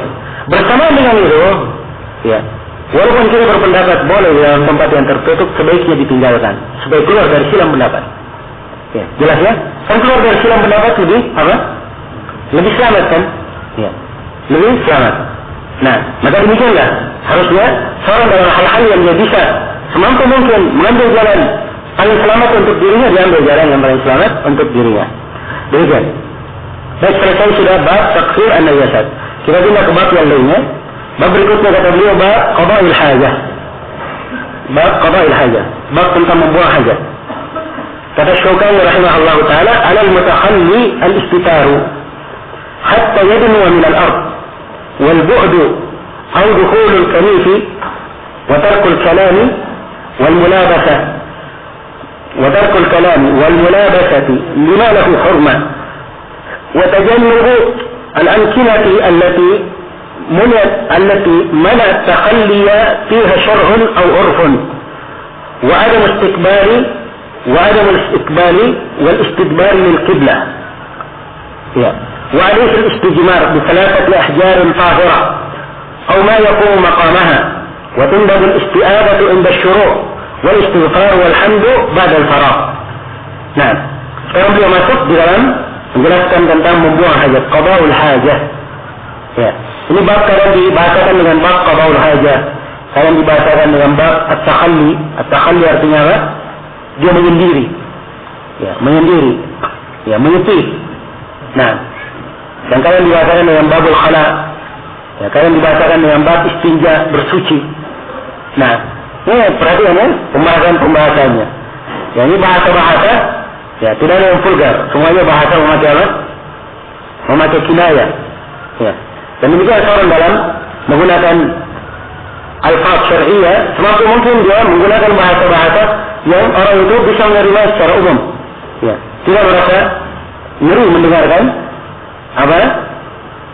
Pembahasan yang kalau disebutkan dengan terang-terangan mungkin sebagian orang kurang enak untuk apa mendengarkannya. Jadi membuang hajat. Bab tentang membuang hajat. Ya. Di dalam bab ini ada 5 pembahasan yang kita garis bawahi. Yang pertama beberapa etika ketika membuang hajat. Di sini diterangkan oleh Imam Syaukani rahimahullah beberapa etika. Kata beliau al-mutakhalli al-istitar. Ya. Hatta yadnu min al-ard. Terhadap orang yang mutakhalli yang membuang hajatnya. Ya, dan mutakhalli ini mencakup orang yang membuat hajat besar maupun hajat kecil. Ya, semuanya tercakup di dalamnya. Nah, kata beliau al-istitar, dia wajib untuk apa? Menutup auratnya. Al-istitar, dia wajib untuk menutup auratnya. Dia berlindung. Ya, jelas ya? Dalil yang dipakai dalam hal ini, dia istitar menutup aurat. Ya. Di antaranya banyak dalil yang menunjukkannya. Di antaranya adalah hadits Ibnu Abbas riwayat Bukhari dan Muslim tentang kisah 2 orang yang disiksa di kubur. Dikabarkan oleh Nabi. Dan salah satu dari keduanya dikatakan, wa ammal akharu fakana la yastatiru min baulihi. Adapun salah satu dari keduanya, dia tidak istitar dari kencingnya. Ya. Apa artinya tidak istitar dari kencingnya? Ini 2 makna disebut oleh ulama. Mana yang pertama, kalau dia kencing, dia tidak menjaga percikan-percikannya jangan sampai mengenai dirinya atau menimpa bajunya, ya, menimpa pakaiannya. Dia tidak menjaga. Ya. Ini yang disiksa. Ini mana yang pertama. Mana yang kedua, dia tidak menutup aurat atau dia berlindung ketika apa? Buang hajat. Ya, begitu saja buang hajat. Ya. Sebagaimana yang sering kita saksikan, subhanallah, di tengah jalan pun, ya, yang penting bisa berdiri di mana? Ya, sudah lancar semuanya. Ya. Jadi dari kebiasaan, subhanallah. Ya. Etika bukan di kalangan kaum muslimin. Ya, bukan di kalangan kaum muslimin. Dari mana lagi datanya kalau bukan melihat Ya, dari selain kaum muslimin, mereka yang tidak ada aturan, tidak ada ketentuan, telanjang di tengah jalanan pun tidak ada masalah. Ya. Maka seorang muslim hendaknya memakai etika. Ya. Etika yang ada di tengah umat Islam. Jadi ada istitar. Ya. Jelas ya? Hatta yadunwa minal ard, sampai dia mendekat ke bumi. Ya, di sini kalimat yadunwa minal ard seakan-akan dia isyaratkan ya, sebuah hadis dalam Sunan Abi Daud, tapi hadisnya ada kelemahan. Ya, disebutkan karena la yarfa'u thawbahu hatta yadunwa minal ard. Nabi SAW tidak mengangkat kainnya sampai dia mendekat dari bumi. Ini hadisnya di Sunan Abi Daud, tapi hadisnya lemah. Hadisnya lemah. Ya, jelas ya? Baik. Walaupun hadisnya lemah, tetapi maknanya benar dari sisi makna. Karena akan datang nanti disebutkan di sini oleh Imam Syaukani wal bu'du, dan di antara etika bagi orang yang membuang hajat adalah dia menjauh. Kenapa menjauh? Sebab itu yang menjaga apa? Menjaga auratnya. Itu yang menjaga auratnya. Nah, karena itu banyak dalil yang menunjukkan bahwa Rasulullah SAW kalau beliau membuang hajatnya, beliau menjauh. Di antaranya adalah hadis Al-Mughirah bin Syu'bah, riwayat Bukhari dan Muslim, disebutkan di situ fantalaqa hatta tawara anni faqada hajatah. Maka Nabi SAW pun pergi, ya, sampai tidak terlihat dariku, ya, tertirai dariku. Maka beliau pun membuang hajatnya. Ini dalam riwayat Bukhari dan Muslim. Di dalam Sunan Abi Daud dan selainnya disebutkan karena idza dhahaba al-madhhab ab'ad. Nabi SAW kalau pergi ke tempat buang hajat, beliau menjauh. Ya. Dan banyak lagi hadis-hadis yang semisal dengannya. Banyak lagi hadis-hadis yang semisal dengannya. Ya, baik. Jadi ini tentang menjauh ya. Tentang menjauh. Ya, jadi menjauh ini lebih menutup aurat. Ya. Beda dengan dia berada dekat. Dan boleh saja dia di dekat orang. Ya, kalau auratnya tetap terjaga. Ya. Auratnya tetap terjaga. Tapi kalau dia jauh, ini maka lebih bebas baginya. Ya, suara-suara yang mungkin kalau dia di dekat orang, ya mungkin dia tidak sebebas kalau dia dia jauh. Ya. Kan begitu. Ya. Nah, demikian. Ini sementara etika dia membuang hajat. Kemudian di sini disebutkan juga oleh Syaukani rahimahullah, wal bu'du au dukhulul kanif, atau dia masuk ke kanif. Ya, dia masuk ke kanif. Kanif itu adalah tempat untuk membuang hajat. Ya, tempat khusus untuk membuang hajat. Nah, kalau dia masuk tempat khusus membuang hajat, maka itu adalah hal yang baik. Sebab kanif orang paham ini adalah tempat khusus apa? Membuang hajat. Ya. Maka kalau dia mendekat dari situ, ya, misalnya dia tidak ingin mendengar suara-suara yang tidak menyejukkannya, maka dia jangan dekat-dekat dengan kamar mandi. Ya. Sebabnya sudah diketahui, ya, bahwa WC itu digunakan untuk apa? Ya, bukan tempat meeting di situ, tapi tempat buang hajat tentunya. Kan begitu. Ya, karena itu seorang jangan dekat-dekat kalau tidak ingin mendengarkan suara yang tidak baik. Jadi akhirnya dia sudah dimaklumi, ya, sudah dimaklumi tempat membuang hajat, tempat membuang hajat. Karena itu dimutlakkan oleh Syaukani dukhulul kanif, atau dia masuk ke kanif. Jelasnya? Baik. Kemudian kata beliau dari etika juga, wa tarkul kalam, dan tidak berbicara. Ya, tidak berbicara ini ada dua hadis yang menunjukkan tentang hal ini. Ya, tapi dua-duanya ada kelemahan. Ya. Ada dua hadis yang menunjukkannya. Ya, saya sebutkan di hadis yang nomor 20 ya. Dari hadis Jabir radhiyallahu taala anhu yang menunjukkan tentang hal itu. Juga datang dari hadis Abu Sa'id Al-Khudri. Ya. Dan semuanya ada kelemahan, tidak bisa saling menguatkan. Tapi Ibnu Muflih dalam An-Nukat beliau menyebutkan sisi kelemahan yang sebenarnya harus dipertimbangkan. Ya, beliau berkaitan dengan hadis yang sahih di Sunan. Nabi sallallahu alaihi wasallam pernah membuang hajatnya ada orang yang memberi salam. Maka Nabi tidak menjawabnya. Tidak menjawabnya. Ya, maka beliau berdalilkan dari sini, beliau membuang hajat. Dia menunjukkan bahwa orang membuang hajat tidak harus apa? Tidak boleh berbicara. Ya. Tapi subhanallah, kalau memang kejadiannya seperti yang disebut, mungkin kita katakan dalil ini. Tapi ternyata ada hadis, kelanjutan dari hadis itu tidak mendukung pendalilan ini. Sebab Nabi SAW ketika ditanya, ya Rasulullah, kenapa engkau tidak menjawab salam? Beliau berkata, inni karihtu an azkurallaha ala ghairi apa? Tahara. Saya tidak senang menyebut Allah dalam keadaan tidak bersuci. Jadi ilahnya bukan karena buang hajat, tapi karena apa? Tidak suci, itu ilahnya. Jelas ya? Karena ya, insyaallah dalam masalah ini, ya berbicara itu bukan hal yang diharamkan. Siapa yang punya keperluan dia berbicara, ya boleh saja dia berbicara walaupun dia membuang hajat. Tapi kalau seperti yang digambarkan dalam hadis dua orang yang saling buang hajat, kemudian saling cakap, ya,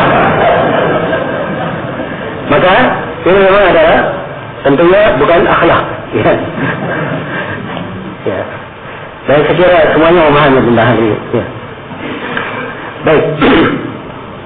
Kemudian kata Syaukani rahimahullah, kata beliau wal mulabasa, ya, maksudnya tarkul mulabasa, lima lahu hurmah, dan meninggalkan memakai sesuatu yang punya hurmah, sesuatu yang diagungkan dalam Islam. Saya dia memakai sesuatu yang ada apa? Tulisan zikir, nama Allah, ya. Nah, ini tidak boleh dibawa masuk ke WC. Ya. Dan biasanya di pembahasan ini para ulama berdalilkan tentang masalah masuk WC menggunakan cincin. Ya. Sebab cincin Nabi tertulis di situ apa? Zikir kepada Allah. Sebab beliau disebutkan Rasul Allah di situ. Jelas ya? Nah, jadi disebutkan adalah di dalam hadits Anas bin Malik riwayat 4, Imam 4, karena Rasulullah sallallahu alaihi wasallam jika dakhala al-khala wada'a khatamah. Ada Nabi kalau beliau masuk ke WC, beliau letakkan apa? Cincinnya. Ya. Namun hadits ini oleh Ibnu Hajar dikatakan hadits ma'lul, hadits yang ada ilahnya. Ya, ada cacatnya dan memang haditsnya lemah menurut pendapat yang terkuat insyaallah taala. Tapi kita punya dalil yang mencukupi hadits ini. Ya. Dalilnya adalah ayat Al-Quran. Allah Subhanahu wa taala berfirman, "Dzalika wa may yu'azzim sya'air Allah fa innaha min taqwal qulub." Demikianlah bagi siapa yang mengagungkan syiar-syiar Allah, itu berasal dari ketakwaan di dalam hati. Jadi ayat ini menunjukkan bahwa kita wajib mengagungkan apa-apa yang merupakan ada syiar Allah di situ, kalimat-kalimat zikir wajib kita agungkan.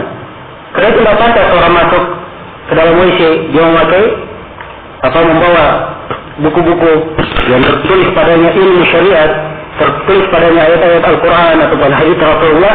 Ini adalah hal yang tidak pantas. Hal yang tidak pantas. Jelaskan di sini. Ya, dan sekarang ini banyak yang menanyakan bagaimana hukumnya masuk ke WC. Ya, dia membawa HP yang ada mushaf Al-Qurannya di dalam. Ya, apakah boleh atau tidak? Ya. Jawabannya tentunya mushaf Al-Quran ini tidak nampak ya. Tidak kelihatan di dalamnya. Dengan seperti ini tidak ada masalah, insyaallah taala. Ya, dan ini telah difatwakan oleh sejumlah ulama kita seperti Syekh Shalih Al-Fauzan dan selainnya. Nah, dan di sini ada sebuah kisah. Ya, ada salah seorang dari masyayikh hayat kibar ulama di Riyadh sana, anggota lajnah daimah juga. Ada orang awam yang bertanya kepadanya, "Saya Syekh, boleh ya saya masuk ke WC membawa HP?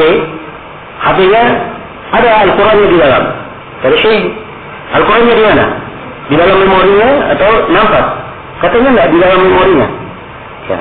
Berarti dia tidak nampak, cuma ada di memori. Ya. Kapan diperlukan dinampakkan. Kata Syekh, tidak ada masalah, tidak apa-apa. Dia kata Syekh, ada Al-Qurannya Syekh. Saya ulangi lagi. Iya saya tahu, tapi tidak ada masalah. Ya. Tapi juga bandel orangnya. Akhirnya Syekh menanya kepada orang tersebut, "Baik, kamu hafal Quran?" Ya. Kata orang tersebut, "Ya Syekh, saya hafal." "Apa yang kamu hafal?" Sebutkan hafalannya. "Sudah begini, kalau kamu masuk Syekh, letakkan dulu otak kamu, kemudian masuk." Ya. Kan ini sama ya keadaannya. Sama gitu. Sama keadaannya. Ya Allah musta'an. Baik. Ya, kadang memang sebagian orang-orang umum harus dipahamkan dengan cara yang seperti itu. Ya, supaya mengenal. Baik. Kemudian diterangkan di sini oleh Imam Syaukani rahimahullahu taala, jadi tidak boleh memakai sesuatu yang ada padanya hurmah di mata ke WC. Kemudian kata beliau wa tajannubu, ini masih kewajiban ya, kewajiban alal mutakhalli tajannubu al-amkinah allati mana at-takhalli fiha syar'un aw 'urfun. Kata beliau, demikian pula dari etika adalah meninggalkan semua tempat yang syariat melarang untuk membuang hajat di dalamnya, syariat atau kebiasaan. Jadi beliau jadikan ukuran syariat dan apa? Kebiasaan. Ya, jadi kalau ada dari syariat melarang di situ membuang hajat, tidak boleh kita membuang hajat di situ. Ya, baik ya. Di sini beliau globalkan. Nah, harus kita rinci. Ya, ada beberapa dalil yang menunjukkan menerangkan tempat-tempat yang dilarang membuang hajat di situ. Yang pertama adalah hadits Abu Hurairah riwayat Muslim. Rasulullah SAW bersabda, "Ittaqu al-la'inaini." Ya, hati-hatilah kalian dari dua orang yang terlaknat. Yang pertama, alladzi yatakhalla fi tariqin nas. Ya. Yang pertama adalah alladzi yatakhalla fi tariqin nas. Orang yang membuang hajatnya di jalan manusia. Yang pertama, dia membuang hajatnya di mana? Jalan manusia. Ya. Yang kedua, au fi dhillihim, dia membuang hajat di bawah teduhan apa? Teduhan orang, teduhan manusia. Ya, jadi kalau jalan-jalan orang lewat di situ, dia buang hajat di situ, kira-kira apa yang terjadi? Ya. Dia pasti akan didoakan kejelekan orang-orang yang lewat. Ya, karena itulah dikatakan ittaqu al-la'inain. Ini orang terlaknat sebab dia dengan perbuatannya membawa laknat untuk dirinya. Ya. Demikian pula di bawah tempat berteduh. Orang panasan yang berteduh, begitu dia sampai ternyata ada apa? Ada kotoran. Ya. Nah, maka ini juga adalah hal yang dilarang. Ya. Kemudian ada beberapa tambahan di berbagai riwayat. Ya, tempat mengalirnya air, ya, tempat berkumpulnya air, di bawah pohon yang berbuah, ya, di pinggir sungai yang mengalir. Ya, hadits-haditsnya memang lemah. Hadits-haditsnya lemah. Tetapi dia masuk di dalam kandungan umum. Itulah yang dibahasakan oleh Syaukani dengan kata urf. Dengan kata urf. Ya, dan ini insyaAllah akan saya sebutkan dalilnya untuk kandungan umum ini. Kemudian di antara tempat yang dilarang, saya sebutkan di hadits yang ke-23, adalah al-juhur. Ya, diterangkan dalam hadits Abdullah bin Sirjis radhiyallahu ta'ala anhu. Ya. Naha Rasulullah SAW an yubala fil juhur. Nabi SAW melarang seorang itu kencing di al-juhur. Juhur ini adalah lubang tempat biasanya binatang-binatang buas menggali lubang di situ. Ya. Maka dilarang kencing di lubang yang seperti ini. Ini hadisnya dikeluarkan oleh Imam Ahmad, An-Nasai dan Abu Dawud. Ya. Hadis ini adalah hadis yang sahih. Hadis yang sahih. Ya, sering kadang ikhwah mendengarkan. Ya, ini hadis sahih disahihkan oleh Syekh Al-Albani. Ya. Karena Syekh Muqbil melemahkannya. Tapi ini terbalik. Syekh Al-Albani melemahkan hadis ini, Syekh Muqbil menguatkannya. Syekh Muqbil menguatkannya. Kenapa Syekh Al-Albani melemahkan? Dia dari jalan Qatadah meriwayatkan dari siapa? Abdullah bin Sirjis. Ya. Syekh Al-Albani melemahkan dengan dua illah. Dia terangkan dalam Tamamul Minnah dan selainnya. Yang pertama kata beliau, Qatadah ini tidak mendengar dari Abdullah bin Sirjis. Namun ini alasan sudah tertolak. Sebab di sebagian buku Zarh wa Ta'dil ditetapkan bahwa Qatadah mendengar dari siapa? Abdullah bin Sirjis. Dan kaidahnya di ini juga kaidah dipakai oleh Syekh Al-Albani, al-muthbit muqaddam ala nafi. Orang yang menetapkan lebih didahulukan terhadap orang yang menafikan. Yang menetapkan mendengar itu lebih teriak ucapannya. Kenapa? Sebab dia punya tambahan ilmu. Ya, jelas ya. Maka ilah ini, alasan ini tidak diterima. Alasan kedua beliau, Qatadah memakai kalimat an. Ya, ini alasan yang kuat sekali dari Syekh Al-Albani. Tapi alasan ini juga kurang berarti di sini, sebab Qatadah tidak meriwayatkan dari Abdullah bin Sirjis kecuali hadis ini saja. Kecuali hadis ini saja. Jadi para ulama yang mengatakan Qatadah mendengar dari Abdullah bin Sirjis, maksudnya hadis ini. Jadi Qatadah mau pakai kalimat apapun tidak ada masalah. Ya, pakai kalimat an, haddatsana itu tidak mempengaruhi sebab ya asalnya yang ditetapkan Qatadah hanya mendengarkan hadis ini saja. Maka insyaallah taala pendapat saya sendiri lebih condong kepada pendapat para ulama yang menguatkan hadis ini. Jadi larang membuang hajat di lubang tempat binatang buas menggali di situ. Iya. Atau binatang yang lainnya, lubang biawak dan seterusnya dan selainnya dilarang. Lubang ular tidak boleh. Iya. Seorang buang hajat di situ. Ya. Ditanyakan kepada Qatadah, kenapa? Ya, apa ilahnya? Maka Qatadah berkata, dikatakan bahwa itu adalah tempat-tempatnya jin. Ya. Ini ucapan Qatadah ya, bukan dari hadits Nabi. Mungkin dia ambil dari pengalaman, ya, dan kenyataan. Sebab yang disebut dalam sejumlah riwayat ada sebagian dari sahabat yang meninggal karena dia membuang hajat di membuang hajat di lubang binatang buas ini. Nah, jelas ya? Baik. Jadi ini tempat yang terlarang. Ya. Kemudian yang lainnya tempat terlarang berikutnya membuang hajat adalah dia membuang air kecil di tempat dia mandi. Ya, hadisnya adalah hadis Abdullah bin Mughaffal. Ya. Beliau mengatakan dari Nabi sallallahu alaihi wasallam, "La yabulanna ahadukum fi mustahammihi, thumma yatawaddau fihi, fa inna 'ammatal wiswas minhu." Dikeluarkan oleh Imam Lima. Jangan sekali-sekali seorang dari kalian kencing di mustahammihi, tempat dia mandi. Kemudian dia beruduk padanya. Sebab kebanyakan wiswas darinya. Dari sini dilarang beruduk. Ini kata para ulama, kalau tempat mandi yang tidak mempunyai jalur mengalir. Jadi kalau dia mandi, airnya mengalir, maka ini tidak ada masalah. Kalau airnya mengalir. Kalau airnya tidak mengalir, airnya menjadi masalah. Ya, sebab airnya tidak mengalir, dia jatuh ke tanah, ya, kemungkinan dia masih ada di atas permukaan. Jelas ya? Nah, maka ini kadang bisa memberikan was-was kepadanya, hendaknya dia tinggalkan. Tapi kalau ada seluruh airnya, maka insyaAllah ta'ala ini tidak ada masalah. Baik, ini tempat yang keberapa sudah? Tempat yang keempat ya? Ya, ini semuanya dengan dalilnya yang sahih. Ya, ada beberapa tempat lainnya kita sebutkan hadisnya lemah, tapi dia masuk dalam kaidah umum yang akan kita terangkan. Kemudian tempat yang kelima adalah masjid. Nah, boleh buang hajat di masjid. Ya, jadi saya kira dimaklumi. Di antara dalilnya adalah hadis Anas bin Malik, riwayat Bukhari dan Muslim. Ketika Arabi itu kencing, maka Nabi memanggilnya. Inna hadhihi al-masajid la taqluhu li syai'in min hadha al-bawl wala al-qadar. Innama hiya li dzikrillah azza wa jalla wa salati wa qira'atil Quran. Sungguhnya masjid ini tidak pantas ada sesuatu dari kencing ini dan sesuatu yang qadar ini. Ya, dari kalimat qadar ini menunjukkan bahwa buang angin di masjid pun tidak boleh. Ya, kalau misalnya ada yang buang angin, jangan dia buang di masjid. Dia keluar, kemudian dia buang di luar masjid. Ya, kecuali kalau dia tidak bisa tahan, itu lagi masalahnya. Ya, jelas ya? Kata Nabi, inna hiya li dzikrillah. Sungguhnya masjid ini untuk mengingat Allah. Wa salati wa qira'atil Quran. Untuk salat dan membaca Al-Quran. Baik. Kemudian berikutnya, ya, dari yang terakhir, ya, di antara tempat yang dilarang untuk membuang hajat, semua tempat yang secara uruf itu bisa mengganggu manusia kalau kita membuang hajat di situ. Semua tempat yang bisa mengganggu manusia, mengganggu kalau kita membuang hajat di situ. Ini kaidah umum, mencakup seluruh yang kita sebutkan tadi itu dalam hadis yang lemah. Di bawah pohon yang berbuah, ya, yang di kebun berbuah. Tapi kalau buahnya jatuh kena hajat misalnya, akhirnya orang tidak pakai buah tersebut, maka dilarang hal yang mengganggu. Ya, demikian pula di tepi sungai mengalir.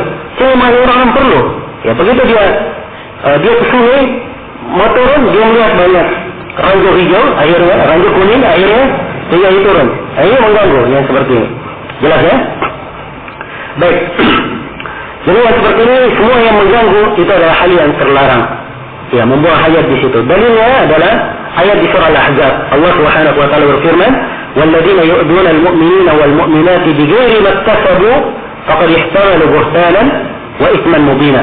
Orang-orang yang mengganggu laki-laki dan perempuan mukminah tanpa dosa yang mereka lakukan, sungguh dia telah menyandang sebuah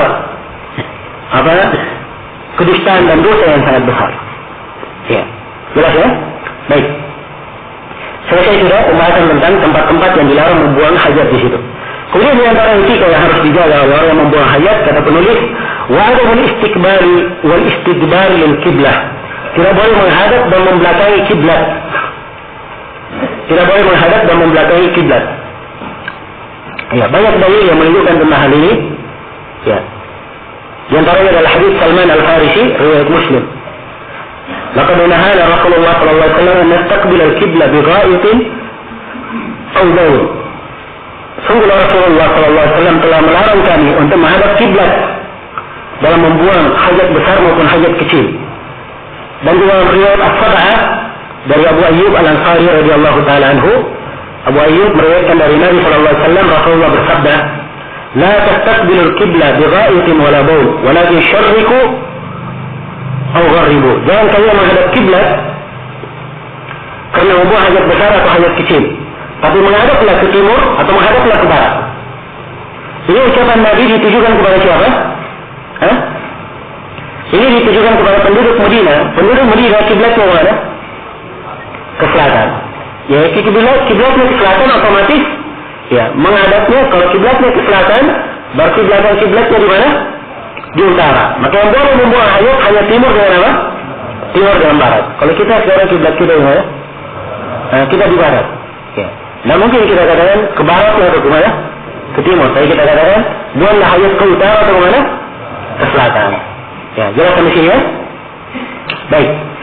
Jadi ini hadis Abu Ayyub Al-Ansari tentang larangan, ya, menghadap dan membelakangi kiblat ketika membuang hajat.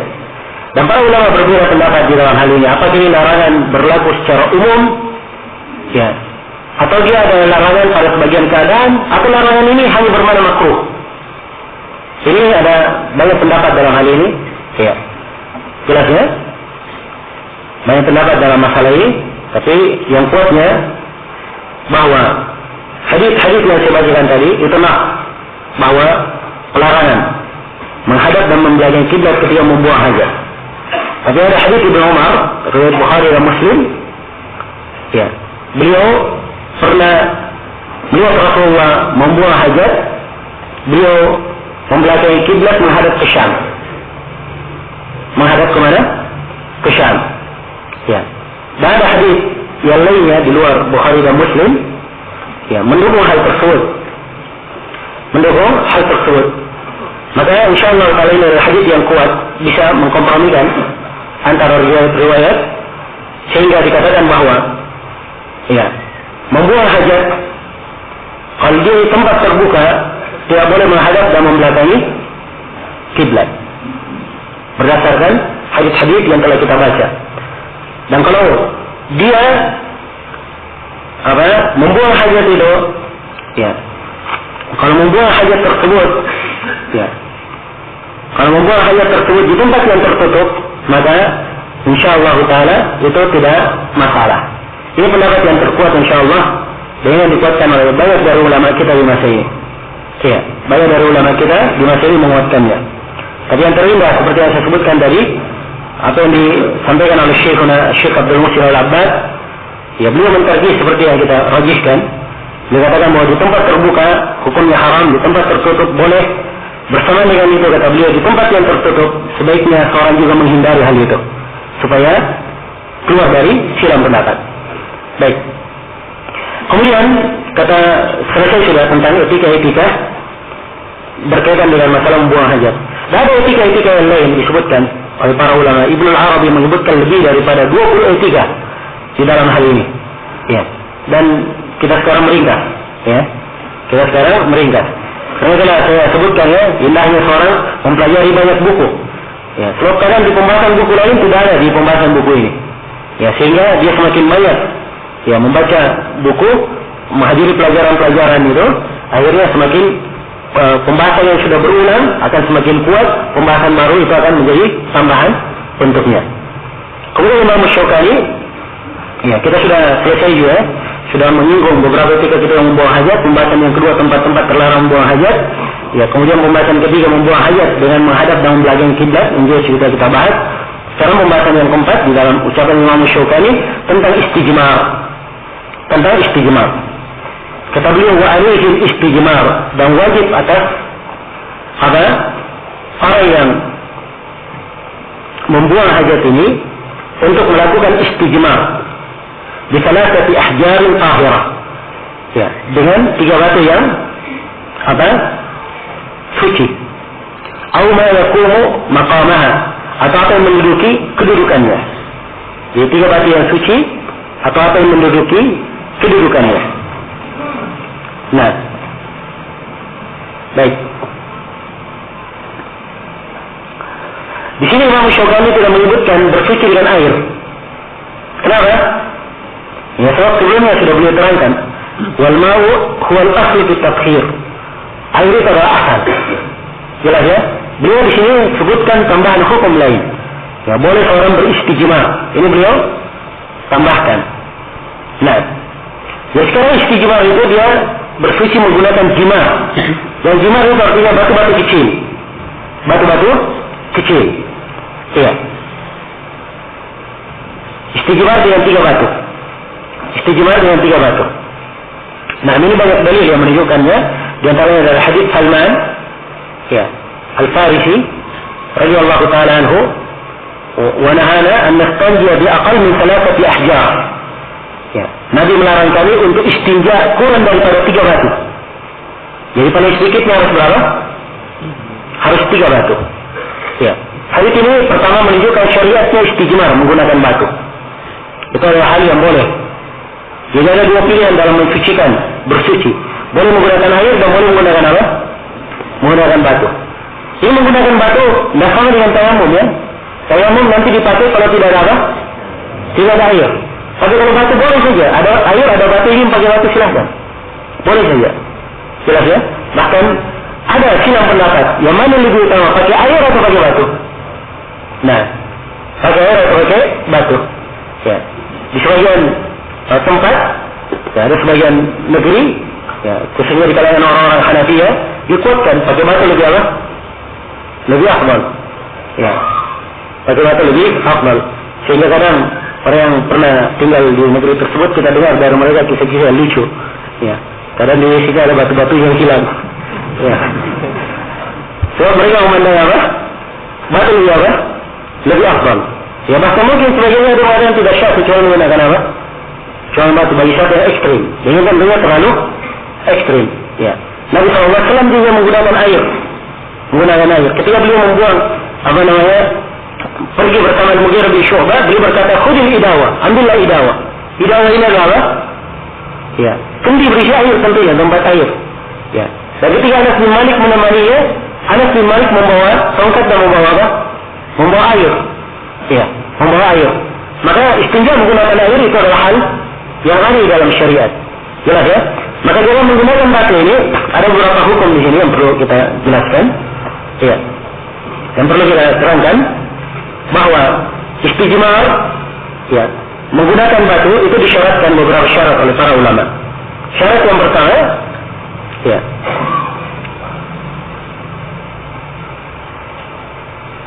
nah, syarat yang pertama dia istijmar dengan batu apabila najis yang keluar dari apa jalurnya itu tidak melebihi batasan sewajarnya. Tidak melebihi batasan apa? Sewajarnya. Ya, biasanya kan keluar dari apa namanya, jalur yang dimaklumi. Ya, hanya dari situ. Tapi kalau suatu saat misalnya dia melebar ada di banyak tempat, makanya tidak menggunakan batu. Soalnya mungkin dia pakai batu semuanya. Ya, hanya diizinkan di jalur yang biasa dia keluar. Ini syarat yang pertama. Ya, kemudian syarat yang kedua, hendaknya batu tersebut adalah batu yang suci. Ya, batu yang suci. Sebab awal membersihkan najis dengan apa? Dengan najis. Kemudian yang ketiga, batu tersebut adalah batu yang bisa mensucikan. Bisa mensucikan. Ya. Mensucikan itu artinya dia bisa membersihkan dan menyerap apa? Menyerap air dan menyerap kotoran. Ya, menyerap air dan menyerap kotoran. Nah, ya, karena itu disyaratkan, ya, dia menggunakan batu sebab batu ini bisa menyerap air, bisa menyerap air dan membersihkan kotoran. Ya, dan boleh menggunakan apa yang kedudukannya seperti batu, seperti yang dikatakan di sini oleh Imam Syaukani. Auma yaqumu maqamaha. Ya, yang penting dia punya sifat ini, sama seperti batu sifatnya, bisa membersihkan. Ya, seperti misalnya kayu kering. Ya, atau seperti yang masalah ini saya menggunakan tisu, ya, menggunakan tisu, maka itu tidak ada masalah. Jelas ya? Tidak ada masalah. Seperti ini membersihkan. Bahkan tisu itu, ya lebih membersihkan daripada apa? Ya daripada batu. Ya boleh seorang menggunakannya. Ya tidak ada masalah. Jelas ya? Ya. Apa dalilnya boleh menggunakan selain batu? Ya dalilnya sudah kita bacakan hadits Ibnu Mas'ud. Ibnu Mas'ud diperintah membawa 3 batu. Dia bawa cuma 2 batu. Dia mau bawa yang ketiga apa? Rausa. Ya. Nabi melempar rausa itu. Bukan diserahkan Ibnu Mas'ud. Ya, bukan dia saya katakan kepada kamu hanya batu saja, tidak boleh selain batu. Ya, tidak Ibnu Mas'ud dia pahami. Ya, tidak harus batu. Ya, boleh selain batu. Karena itu dibawakan apa? Rausa. Pemahaman Ibnu Mas'ud itu tidak disalahkan. Beliau hanya disalahkan karena mengambil barang apa? Najis. Itu yang beliau keliru di situ. Karena itu dibuang. Oleh Rasulullah SAW beliau berkatakan ini adalah ini adalah najis. Jelas ya? Ini di antara dalil. Tidak ada dalil yang lain. Karena itulah jumhur ulama berpendapat boleh bersuci istijmar menggunakan selain batu. Ini pendapat jumhur. Pendapat kebanyakan para ulama. Iya. Baik. Kemudian syarat yang ke berapa sekarang? Syarat yang keempat, tidak boleh menggunakan benda-benda yang dilarang bersuci dengannya. Misalnya menggunakan tulang. Ada larangannya menggunakan tulang. Menggunakan kotoran raus. Atau menggunakan makanan. Itu ada hadits yang melarangnya. Dan ini juga termasuk mubadzir. Ya. Nah, kemudian menggunakan sesuatu yang terhormat, dihormati. Seperti menggunakan buku misalnya, buku yang tertulis padanya ilmu syariat dan selainnya. Ya, ini tidak boleh dipakai. Apa? Bersuci. Nah, ya. Kemudian syarat yang kelima yang dibangun di atas hadis Salman, ya, hendaknya dia menggunakan 3 batu. Kalau dia menggunakan selainnya dia menggunakan 3 juga. Ya, dia menggunakan 3 juga. Nah, baik. Ini 5 syarat di dalam masalah al-istinja. Ya, dengan hal itu insyaallah taala ya boleh beristinja atau beristijmar. Ya, boleh beristijmar. Kemudian pembahasan yang kelima, kata Syaukani rahimahullah, ini tentang doa ketika mulai dan selesai membuang hajat.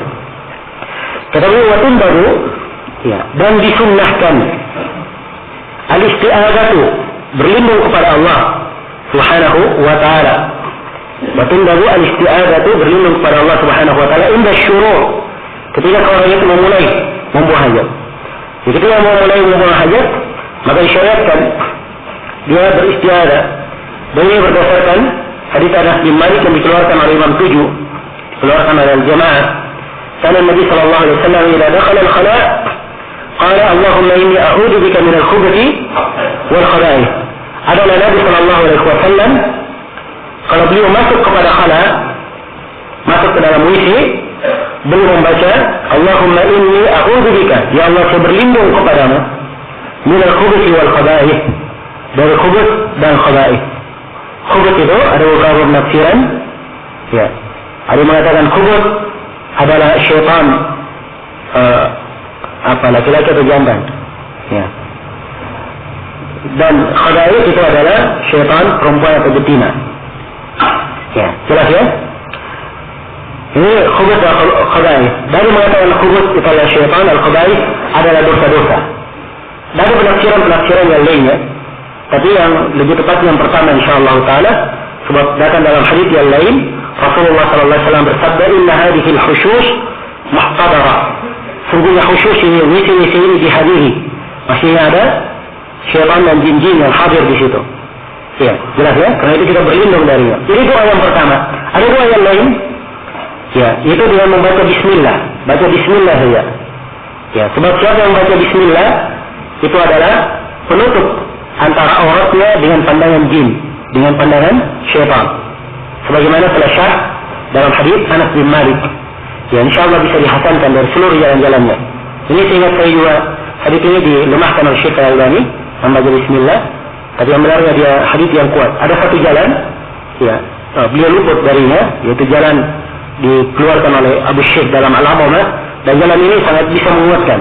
Ya, sehingga hadisnya bisa dihasankan. Insyaallah taala. Baik. Jadi ini dua doa yang dibaca. Ini doa yang disyariatkan. Jelas ya? Jadi bismillah itu doa tersendiri. Ya, boleh dibaca dua sekaligus.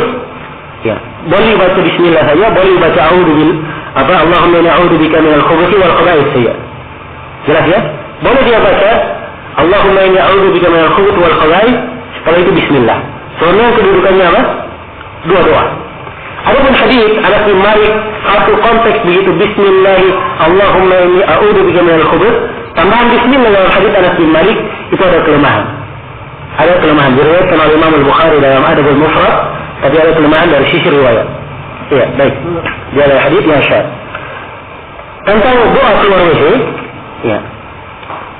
Doa keluar WC atau selesai membuang hajat, itu ada beberapa doa. Ada doa yang di situ seorang membaca alhamd, ya, membaca pujian kepada Allah Subhanahu wa taala, dan ada doa yang memohon pengampunan. Karena itu Syaukani di sini sebutkan dua, wal istighfar wal hamdu ba'da apa? Ba'da al-faragh. Beristighfar, memohon ampun dan memuji Allah setelah selesai. Sebabnya ada dua doa. Tapi saya disayangkan dua-dua ini, dua-duanya lemah. Istighfar yang dimaksud membaca ghufranaka. Ya Allah, saya mohon pengampunanmu. Ya, atau astaghfiruka ghufranaka. Jelas ya? Ini hadis, ya. Hadis tentang ghufranaka ini diriwayatkan oleh Imam Lima dari Aisyah radhiyallahu taala anha. Ya. Dari Aisyah radhiyallahu taala anha, dan ta'bir dari Ibnu Hajar yang mengatakan disahihkan oleh Abu Hatim, ini perlu ditinjau kembali sebab Abu Hatim di dalam Al-Ilal beliau tidak mensahihkan. Beliau mengatakan hada ahsanu syai'in fil bab. Ini adalah suatu yang paling baik diriwayatkan dalam bab. Ya, kalimat riwayat yang paling baik itu tidak harus mensahihkan. Ada hadis yang baik, ada hadis yang baik jiddan. Dari dua ini yang paling baiknya mana? Yang baik. Karena ini yang paling baik. Dia sahih? Jawabnya tidak. Dia apa? Dia baik. Ada hadis mursal, ada hadis baik jiddan, ada hadis maudhu'. Katakan yang mursal ini adalah yang paling baik dalam bab. Bukan menunjukkan dia apa? Dia sahih. Jadi keluarnya perlu ditinjau kembali tentang masalah disahihkan oleh Abu Hatim. Kalau Al-Hakim ya betul. Al-Hakim menyebutkannya dalam Al-Mustadrak. Iya. Di dalam sanadnya ada seorang rawi yang bernama Yusuf ibn Abi Burdah. Ya. Dan beliau ini yang terjadi silang pendapat ya di kalangan para ulama ya tentang kedudukan hadisnya. Apakah dia ini rawi yang bisa dikuatkan riwayatnya atau tidak? Dia secara umum majhul sebab tidak ada jarh dan ta'dil di dalamnya. Tapi ya karena ada beberapa yang meriwayatkan darinya, sebagian para ulama berijtihad dia dihasankan hadisnya. Bagi siapa yang berpendapat yang mendapat Syekh Albani menguatkan hadis ini, ya silahkan diamalkan. Dan bagi siapa yang melemahkannya, dia mengikuti misalnya pendapat Syekh Mukbil dan selainnya melemahkan, juga silahkan. Iya. Itu dua pendapat di dalam pembahasan hadis ini. Adapun membaca alhamdu itu diambil dari hadis ya dikeluarkan oleh An-Nasai, Ibnu Sunni dan selainnya dari hadis Abu Dzar. Ya, konteksnya Nabi kalau keluar dari khalaq beliau membaca alhamdulillahilladzi adhaba 'anni al-adha wa 'afani. Segala puji hanya untuk Allah yang menghilangkan dariku adha dan memberikan afiat bagiku. Ya, tapi hadis ini adalah hadis yang lemah. Ya, hadis ini adalah hadis yang lemah. Nah, hadis yang lemah. Syekh Al-Albani juga melemahkan hadis ini. Ya, melemahkan hadis ini. Dikeluarkan juga dari Anas bin Malik ya, hadis yang lemah. Jadi yang syah yaitu hanya doa masuk WC saja. Adapun doa yang keluar WC semuanya tidak syah kecuali tentang ghufranaka. Saya sudah terangkan silang pendapat di kalangan para ulama dalam hal ini. Baik, selesai sudah pembahasan tentang qada'ul hajah.